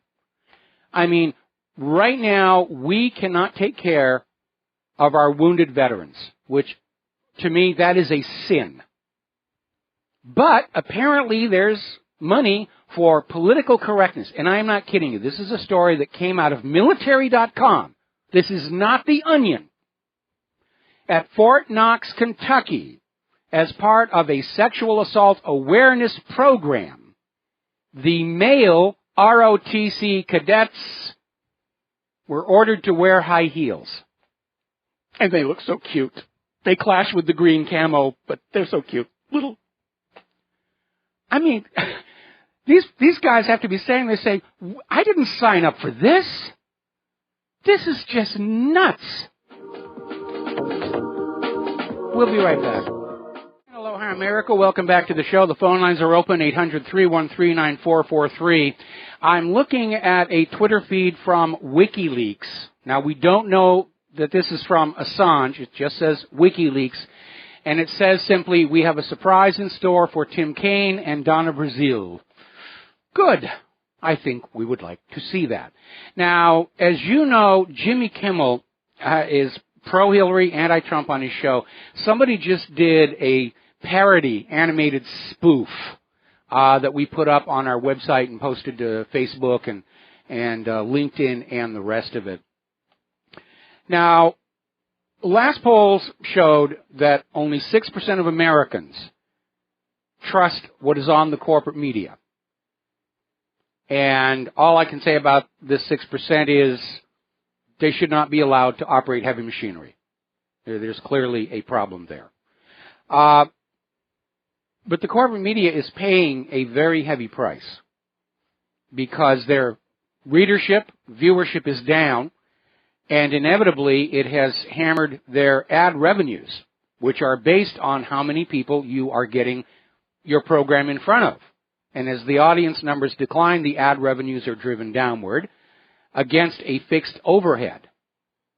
Now, the corporate media has overcommitted for Hillary, and everybody knows they've done it.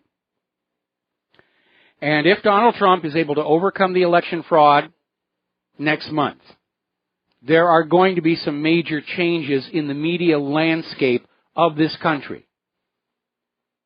Because the corporate media right now is being propped up financially by their owners in order to keep pushing the propaganda. And the corporate media has built its wealth and its position on this promise that it controls the minds of America, that they can sell you the next president, the next war, the next car, the next cell phone. And if Trump overcomes the election fraud and is elected president of this country, the corporate media will have lost the war for the minds of America. Everybody will know it. And their corporate owners are going to start putting those checkbooks away. And all those talking heads, all the prostitutes and the correspondents, even the hot girls in the skimpy outfits over there at Fox News, those $1 million paychecks are going to start going away. And we're going to see media return to what it originally was in this country. Lots and lots and lots of small little media outlets preserving a diversity of opinion and point of view. Because believe it or not, when this country was a little bit more sane, there were actually laws that said no one individual, no one corporation can own too much of the media, because it was understood if media is under monopoly, it's a propaganda machine. Now,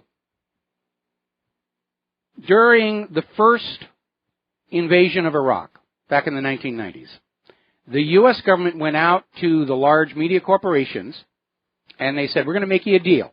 You're going to embed your journalists with our military. You will report the war the way we want you to, and in exchange, we will rescind all those laws that limit how much media you can own. And the corporate media said, oh yeah, great.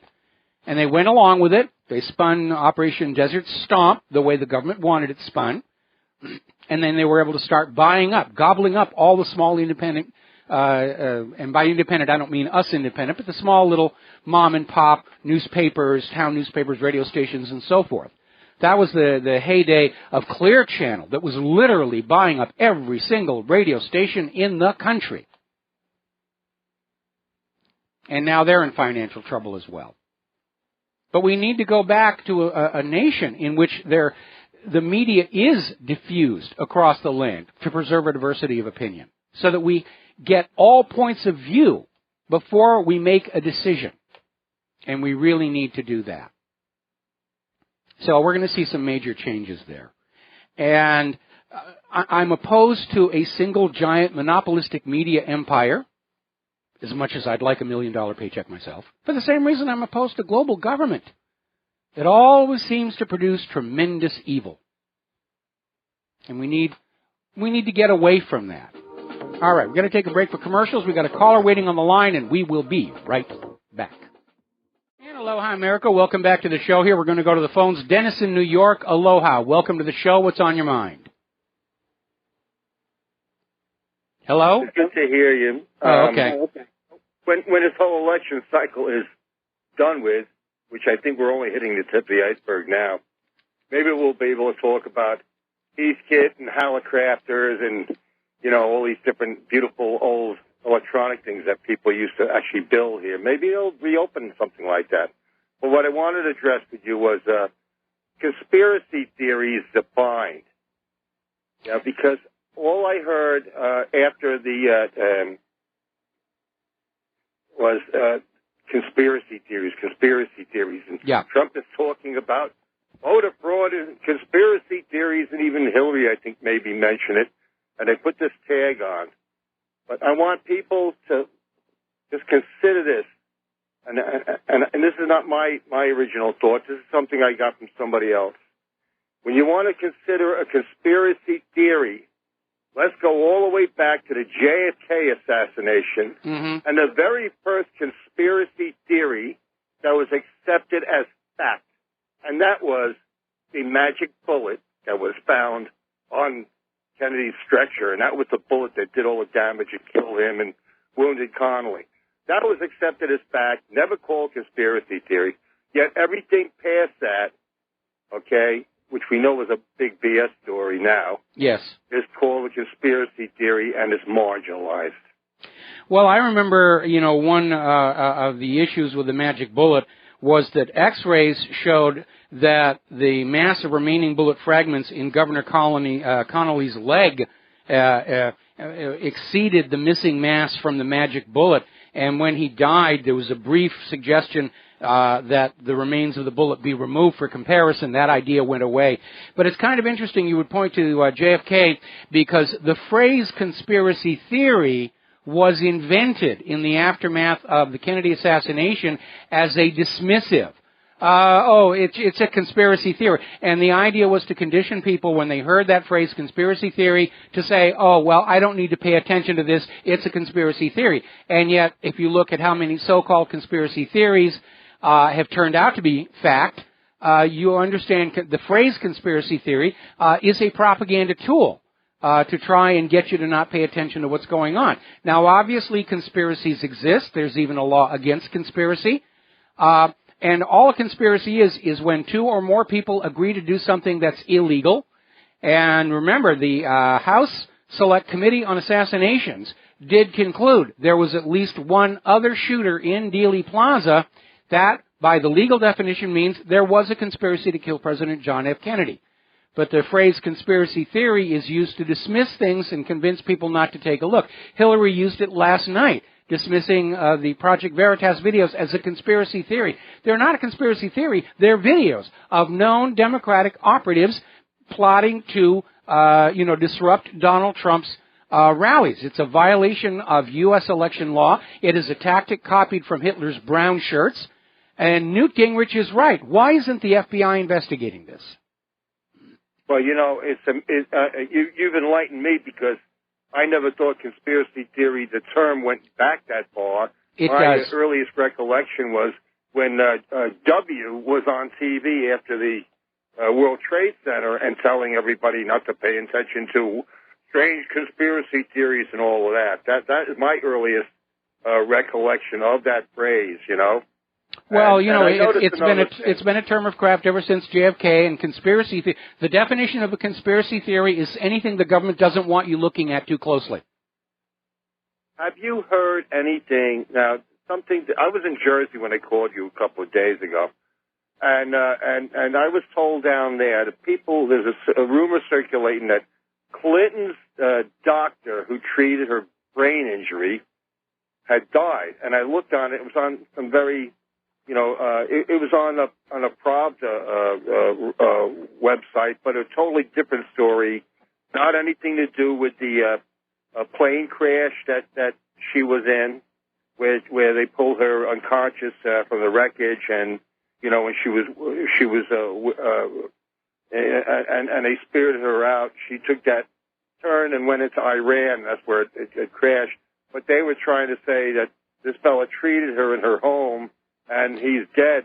And I try to explain to people there's so many stories that go out there that they do this to muddy up the waters and to cast doubt on anybody that's talking about anything that's not in the mainstream media. Well, I've been looking at the story. The story is that Hillary was having a medical issue. They wanted to take her to a regular official hospital. She absolutely refused. She wanted to be treated in this private clinic that was being run by, I'm having to reach back on this, basically somebody who's a connected friend, son or nephew or something of one of her cronies, and this doctor treated her and then supposedly committed suicide later on. I have not had time to really look into the case yet, so I haven't put him on the dead bodies list, but I am aware of that story, and somewhere down the road in my copious free time, I'll be looking into this a little bit more closely. What do you think? Do you think that her brain injury or tumor, etc., was a result of a fall, like they claimed in Chappaqua? I noticed that you keep calling it Chappaqua. Okay. But Chappaqua. Chappaqua. I stand corrected. In Iran, when she took that, that detour on her plane, and they went there to drop off the cash. Could be either one, but I think, a tumor is generally something that can arise from a multiplicity of sources, and it doesn't have to necessarily be a physical trauma. I think of more concern when you hear about all the blood clots and everything going on is you look at the way her eyes have difficulty focusing in the distance. She has to wear that special prism in her eyeglasses, is that she may have suffered a minor stroke of the brain stem that would be resulting in those symptoms. Other doctors are convinced that she's suffering from late-stage Parkinson's. Somebody was writing in saying that during last night's debate there were a couple of moments where Hillary did seem to be kind of weaving behind that podium. And it is a question, especially now that some of these emails have come on out showing how the Clinton campaign was coordinating with the corporate media to sell the idea that her health is in perfect shape. And obviously, if she really was healthy, there wouldn't be a need for the Clinton campaign to be working with the corporate media to say she's healthy.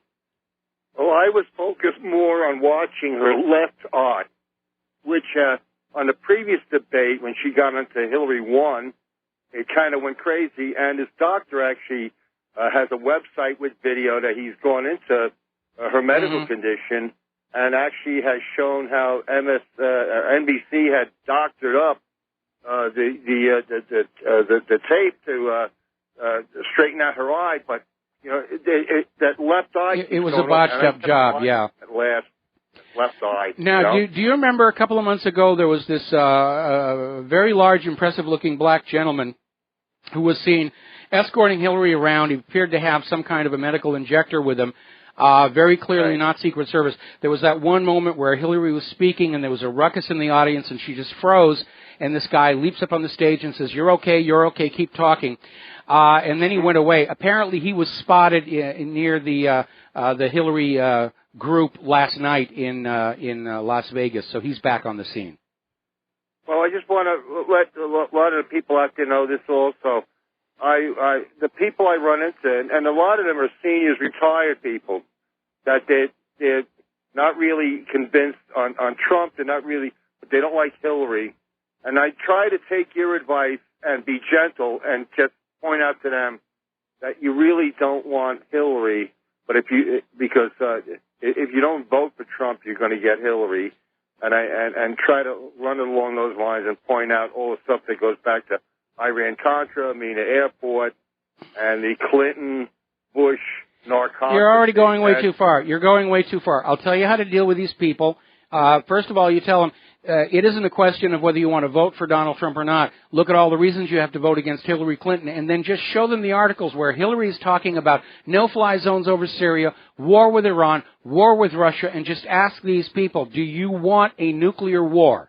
Do you want to actually experience up close and personal a mushroom cloud?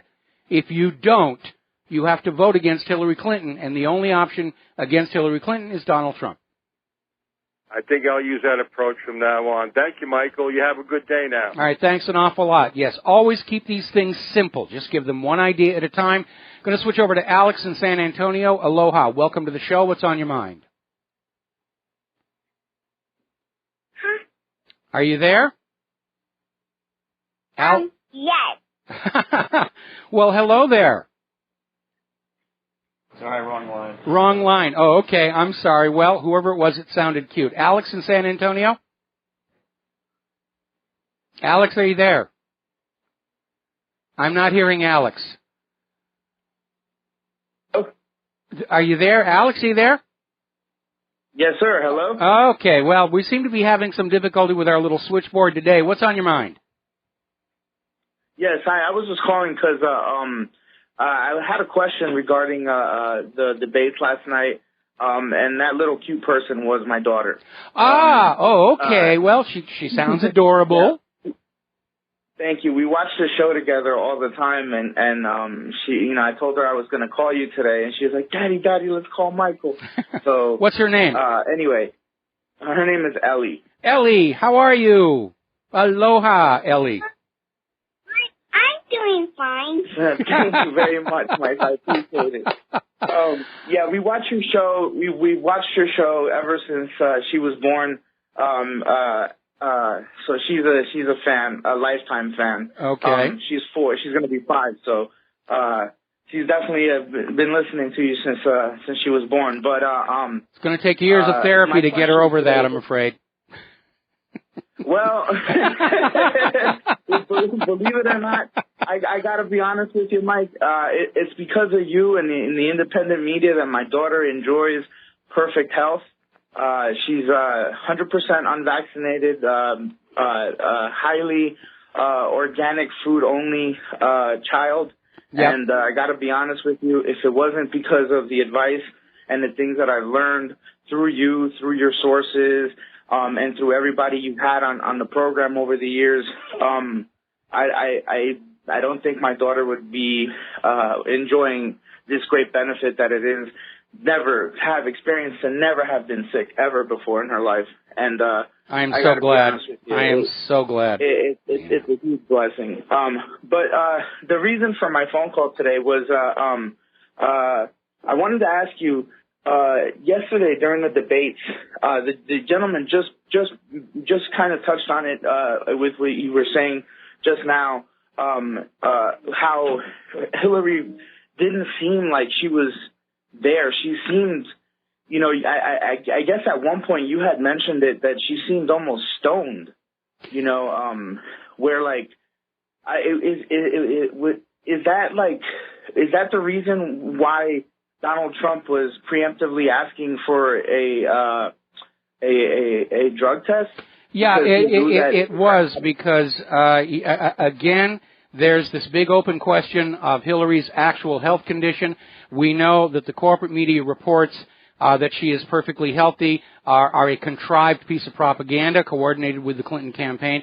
And it's a legitimate question to ask if the person that we're supposed to trust with the keys to the nuclear weapons has, a perfectly functioning brain. Now, again, if Hillary was dealing with polio like Roosevelt or a back injury like John F. Kennedy, it really wouldn't be an issue because the job of the president is to make decisions. And as long as the brain is working, that's fine. Now, I think that they kind of strayed during Reagan's second term when he started suffering Alzheimer's, and I think they should have 25th amended him right there. But in the case of Hillary, the questions about her mental her health center primarily on her brain. Parkinson's disease, possible stroke, possible tumor, and this is not somebody that we should even consider allowing to be the President of the United States of America. Because if you read about late-stage Parkinson's, she's capable of having hallucinations. She could look out the window, think Russia's attacking, and turn the keys on the missile. This is a very dangerous situation. No, I definitely concur with you on that. It was very suspicious the way she looked at certain times during the debate, and it was almost kind of as if there was a filter almost on the television where like they kind of noticed like there were certain signals or signs or colors that changed, and all of a sudden she looked again like almost as if you were refreshing an AutoCAD drawing, where all of a sudden I don't think it went that far, but I'll tell you one thing that I noticed is that Hillary was lit very well, very soft, diffuse light, and they put a very hard light on Donald Trump. They put this really high kicker to really bring out the lines on his face and make him look sinister. And so they even with the stage lighting, they're trying to throw this thing to Hillary Clinton. Yeah, no, my wife actually mentioned that. She was like, "Why does he look mean? He looks mean. Like, we have one of those bigger TVs, and she was like, he I don't know. I guess the lighting, they're trying to mess with it. And she's worked in media before, so she kind of knows like there's tricks, And so she was mentioning that. But then thank you very much, Mike. I appreciate your time, and I just wanted to leave you with one thing. Mommy, who's Hillary Clinton? The wicked witch. She's a doll. You got to be so proud of her. And thank you for calling. And aloha and happy next birthday or whatever. Okay, thanks an awful lot. We're going to let you go, and we're coming up toward the end of the show. Tom in Florida, aloha. Welcome to the show. What's on your mind? Good day, John. Good day, Michael. That last call was great. I loved it. I have a soft spot for kids. Children and puppy dogs, and I'm happy. That was great. Michael. What I do want to say is this. I saw the Drudge Report, and I was listening to the debate last night. With Hannity had Obama's brother on there, but also was very interesting to me is Bill Clinton's illegitimate son, Danny Williams Clinton, was in Vegas last night, and he hired 2 lawyers, according to Drudge. And I'm just wondering, Michael, what would happen if 20% of the Afro-American vote went to Donald Trump? Would he win the election with 20%? And if that's the case, Maury Povich supposedly is trying to get Danny Williams, I think, Clinton, on his show to get Bill, but they're not going to do it until after the election. That's what I heard today. Well, at some point there does need to be a DNA test that's done honestly, and but we'll see what happens with that. Anyway, listen, Tom, I got to let you go. Got to take a break for commercials. Got 2 more calls to get through before the end of the show. We'll be right back. Hi, America. Welcome back to the last segment of our program today. We got 2 calls to get through here. Steve in Virginia, what's on your mind? Thank you very much. I was just wondering what would be your advice to Trump at this point, between now and the election, as to statements or, let's say, ads or with his rallies. What do you think he should focus on? Well, I think he should keep doing what he's doing because it's working, but it's up to us in the independent media and ordinary Americans to basically go to work on his behalf. And because nobody can sit this one out. Nobody can stay uninvolved. We're literally, looking at the possibility of a nuclear war if Hillary steals this election. And we're going to have to all stand up and do whatever it takes to keep Hillary from that White House and get Donald Trump in. I had somebody who wrote into me earlier today saying it's not enough to be wearing red on Election Day. We should all start wearing red now, every single day between now and the election, so that everybody knows how many Trump supporters there are out there. Yeah. Okay. Well, thank you. I appreciate your opinion. All right. Thank you very much. We're going to switch over. Oh, we lost Jane. Jane was calling in apparently about the Solites. Okay, we're going to close the phone lines here. I got a couple more stories to cover. RINF.com is quoting a Quinnipiac University poll. The majority of U.S. voters believe the corporate media is biased against Donald Trump. They've made it very, very obvious. It's kind of hard to miss that. Apparently, there's a complaint that's been filed with the Federal Election Commission over the violation of campaign finance laws by Hillary Clinton's campaign and the Democratic National Committee. The complaint comes as undercover videos from Project Veritas show both the campaign and the Democratic National Committee involved in ripping up voter registrations and unethical campaigning. It goes on and on and on. Let's see. Apparently, more pay-for-play has come on out. involving Morocco and a $12 billion fee to get a meeting with Hillary Clinton. Now, do you remember a few years ago, Algeria was on the terror watch list? Ever figure out how they got off? They made a donation to the Clinton Foundation. Do you realize that Muammar Gaddafi would still be alive today if he donated to the Clinton Foundation? All right, we're going to take a real quick phone call, and this is Ed in Michigan. Aloha. Welcome to the show. What's on your mind? Hi, Mike. Can you hear me? This is a new phone, so... I can hear you just fine. We're having technical problems on this end where I don't hear the phone calls for the first few seconds, but go ahead. Okay, I thought he destroyed her last night. I don't know if people noticed, she acted like she was about to cry afterwards. Yeah, I mean, she started out with that self-assured smirk, and it just went downhill from there, and, you know, it was sort of bopping around between barely restrained anger and almost this disgust that I even have to go through with this charade. All right, Ed, got to let you go. There's the music. Time for me to say goodbye. I got to go do an interview with Jim Goddard up there in Vancouver. We'll be back tomorrow, Friday, here on the Republic Broadcasting Network. Unfortunately, the Lady Claire will not be joining us. Scheduling conflict, you know how these things are going to happen. So, remember, you are all part of the independent media. Take everything you learn here on the radio show and the website.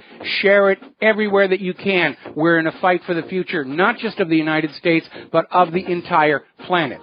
Have a good afternoon. Aloha, America.